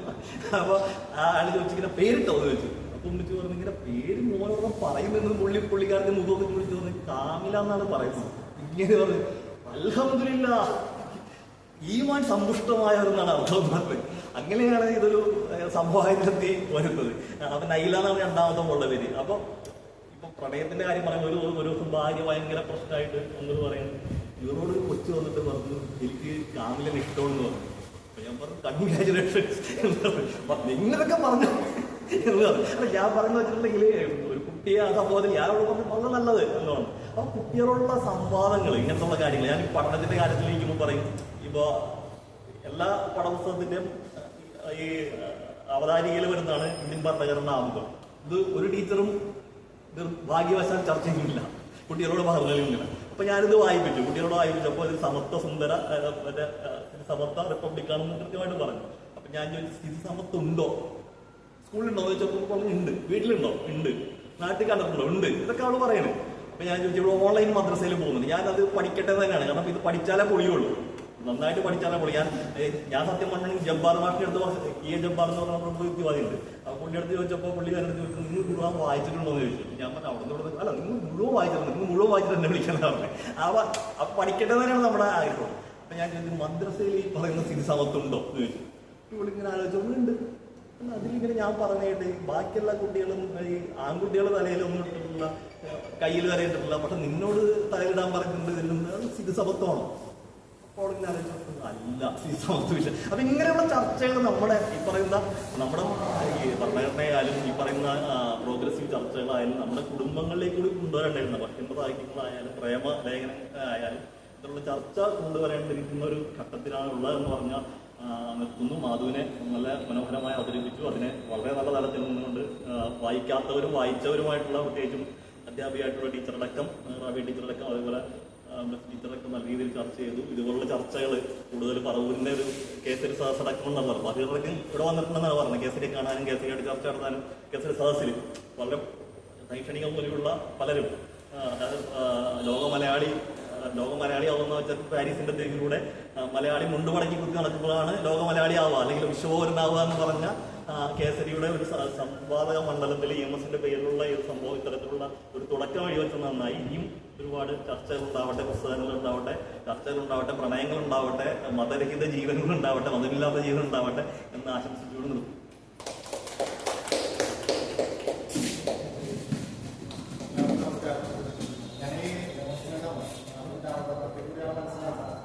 അത് കേൾക്കുന്നപ്പോൾ എൻ്റെ മനസ്സിൽ പറഞ്ഞ കാര്യമുള്ളൂ. പ്രണയത്തിന് വേണ്ടിയിട്ട് കേശവൻ നായർ കൊടുത്ത 20 രൂപ ശമ്പളം, അത് അവരൊരുമിച്ചുള്ള ജീവിതത്തിലേക്ക് പോകുന്ന യാത്രയിൽ സാറാമ്മ തിരിച്ചു കൊടുക്കുന്നു. ആ തിരിച്ചു കൊടുക്കുന്ന തുകയിൽ 1 രൂപയുടെ കുറവ്. ആ 1 രൂപ എവിടെ പോയി? ആ 1 രൂപയുടെ മൂല്യം എന്താണ്? സാറാമ്മക്ക് കൊടുത്ത മുഴുവൻ പണവും സൂക്ഷിച്ചു വയ്ക്കുകയും തിരിച്ചു കൊടുക്കുകയും ചെയ്യുമ്പോൾ അതിൽ 1 രൂപ കുറവ് വന്നിട്ടുണ്ട്. ഓരോ പുസ്തകങ്ങളും നമ്മുടെ മനസ്സിൽ ചോദ്യങ്ങൾ ഉയർത്തുകയും നമ്മളെ അസ്വസ്ഥമാക്കുകയും ചെയ്യും. അപ്പോഴാണ് അതിന്റെ രചന പൂർണ്ണതയിലേക്ക് എത്തുക. ബഷീറിന്റെ കൃതികളെ കുറിച്ച് നമ്മൾ പറയുമ്പോൾ വളരെ സിമ്പിളാണ്. എല്ലാം വാക്കുകളാണെങ്കിലും എല്ലാം വളരെ ലളിതമായി കഥ അവതരിപ്പിക്കുന്ന ഒരു കഥാകാരനാണ്. അദ്ദേഹത്തിന്റെ കഥാപാത്രങ്ങള് അദ്ദേഹത്തിന്റെ ജീവിത ചുറ്റുപാടുകളിൽ നിന്ന് യഥാർത്ഥത്തിൽ ജീവിച്ചിരുന്ന മനുഷ്യരൊക്കെ തന്നെ. പക്ഷെ അന്ന് ജീവിച്ചിരുന്ന മനുഷ്യർ ഇന്നും നമുക്കിടയിൽ ജീവിക്കുന്നു എന്ന് ഓർമ്മപ്പെടുത്തുന്ന ഒട്ടനവധി കഥാപാത്രങ്ങളെ ബഷീർ സൃഷ്ടിച്ചിട്ടുണ്ട്. എട്ടുകാലി മമ്മൂദിനെ കുറിച്ച് നമ്മൾ ഈ അടുത്ത കാലത്ത് ഒരു പോസ്റ്റർ കിട്ടും അല്ലേ? അറുപത്തെ സഖാക്കള് എട്ടുകാലി മമ്മൂദിനെ കുറിച്ചൊരു പോസ്റ്റർ കിട്ടും. അപ്പൊ ഇന്നത്തെ കാലഘട്ടത്തിലും ജീവിക്കുന്ന കഥാപാത്രങ്ങളെ ജീവിതത്തിൽ നിന്ന് കൊണ്ടുവന്ന ഒരാളാണ്. പക്ഷെ നമ്മൾ ഈ പ്രേമലേഖനത്തെ കുറിച്ച് എല്ലാവരും ചിന്തിക്കുന്ന ആ 1 രൂപയെ കുറിച്ച് നിങ്ങൾ ചിന്തിക്കണം. പ്രണയത്തിന് കിട്ടിയ ശമ്പളത്തിന് 1 രൂപ മാത്രം സ്വീകരിക്കുകയും പ്രണയിക്കാൻ വേണ്ടി കൊടുത്ത മുഴുവൻ പണവും ആ കൊടുത്ത ആൾക്കാരെ തിരിച്ചു കൊടുക്കുകയും ചെയ്യുന്ന സാറാമ്മയുടെ ആ യുക്തിബോധം, അതാണ് നമ്മളെ ചിന്തിപ്പിക്കേണ്ടത്. ഇന്നത്തെ സമൂഹത്തില് പ്രണയിതാക്കൾക്ക് ആ പ്രണയബന്ധം മുറിഞ്ഞു പോകുമ്പോൾ സംഭവിക്കുന്ന ദുരന്തങ്ങൾ എന്താണെന്ന് നമ്മൾ നിരന്തരം കണ്ടുകൊണ്ടിരിക്കുക. പണ്ട് കാലത്ത് പ്രണയിതാക്കൾ പ്രണയനഷ്ടം മൂലം നിരാശരായിട്ട് പോവുകയും വിവാഹം തന്നെ ഉപേക്ഷിച്ച് ജീവിതത്തിന്റെ മുഴുവൻ കാലങ്ങളും പൂർത്തീകരിച്ചിട്ടുള്ള ആളുകളുണ്ട്. പക്ഷെ ഇന്ന് അങ്ങനത്തെ ഒരു തലമുറയില്ല എന്നുള്ളതാണ്. ആ തലമുറയ്ക്ക് മുന്നിലാണ് ഈ 1 രൂപ ഒരു ചോദ്യമായിട്ട് പറയുന്നത്. നിങ്ങൾ ഇവിടെ ഇരിക്കുന്ന ചെറുപ്പക്കാരാണ് ചിന്തിക്കേണ്ടത്. സാറാമ്മ എന്തുകൊണ്ട് 1 രൂപ എടുത്തു? ഈ പുസ്തകം വായിക്കാത്ത ആളുകളാണെങ്കിൽ ഈ പുസ്തകം 10 ആവർത്തി വായിക്കുക. ആ പുസ്തകത്തിൽ എവിടെയെങ്കിലും 1 രൂപ സാറാമ്മ എന്തിനു വേണ്ടി എടുത്തു എന്ന് നിങ്ങൾക്ക് കണ്ടെത്താൻ കഴിഞ്ഞാൽ അതാണ് ആ പുസ്തകം നിങ്ങൾക്ക് നൽകുന്ന സമ്മാനം.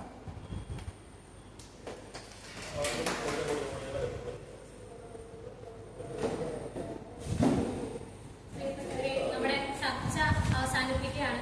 സമയത്തിന്റെ പരിമിതി മൂലമാണ് ചർച്ച അവസാനിപ്പിക്കുന്നതെന്ന് അതുപോലെ തന്നെ പറഞ്ഞു നിൽക്കുകയാണ്. അത്രയും മനോഹരമായിട്ടുള്ള ചർച്ചകളാണ്. സമയമില്ല എന്നുള്ള ഒരൊറ്റ കാരണം കൊണ്ട് തന്നെ അതിനെല്ലാം വിരാമം ഇടുകയാണ്. അടുത്തതായിട്ട് സിനിമാ പ്രദർശനമാണ്. നമുക്കറിയാം ഒട്ടനവധി സാഹിത്യത്തിൽ തന്നെ ഒട്ടനവധി പ്രത്യേകത ഉള്ള ഒരു വർഷമായിരുന്നു 2025 എന്ന് പറയുന്നത്. നമ്മുടെ വിശ്വവിഖ്യാതനായിട്ടുള്ള നോവലിസ്റ്റ് വിക്ടർ ഹ്യൂഗോന്റെ ലെസ് മിസറബിൾ എന്ന പുസ്തകത്തിന്റെ വിവർത്തനമായിട്ടുള്ള പാവങ്ങൾ എന്ന പുസ്തകത്തിന് 100 വർഷം തികയുന്ന ഒരു വർഷം കൂടിയായിരുന്നു 2025 എന്ന് പറയുന്നത്. അപ്പൊ അതിനോടനുബന്ധിച്ച് പഠന കേന്ദ്രത്തിന്റെ നേതൃത്വത്തിൽ ലെസ് മിസറബിൾ എന്ന് പറഞ്ഞിട്ടുള്ള ചിത്രം നമ്മൾക്ക് മുമ്പാകെ പ്രദർശിപ്പിക്കാനാണ് തീരുമാനിച്ചിരിക്കുന്നത്. ഇപ്പം അടുത്തത് ചലച്ചിത്ര പ്രദർശനമാണ്. ഇതേപോലെ തന്നെ ഈ പുസ്തക ചർച്ചയുടെ ഭാഗമായി നിങ്ങൾ കാണിച്ചിട്ടുള്ള മുഴുവൻ സ്നേഹവും സഹകരണവും ഇതിന് തുടർന്നും ഉണ്ടാവണമെന്നാണ് അഭ്യർത്ഥിച്ചു പോകാനായിട്ടുള്ളത്.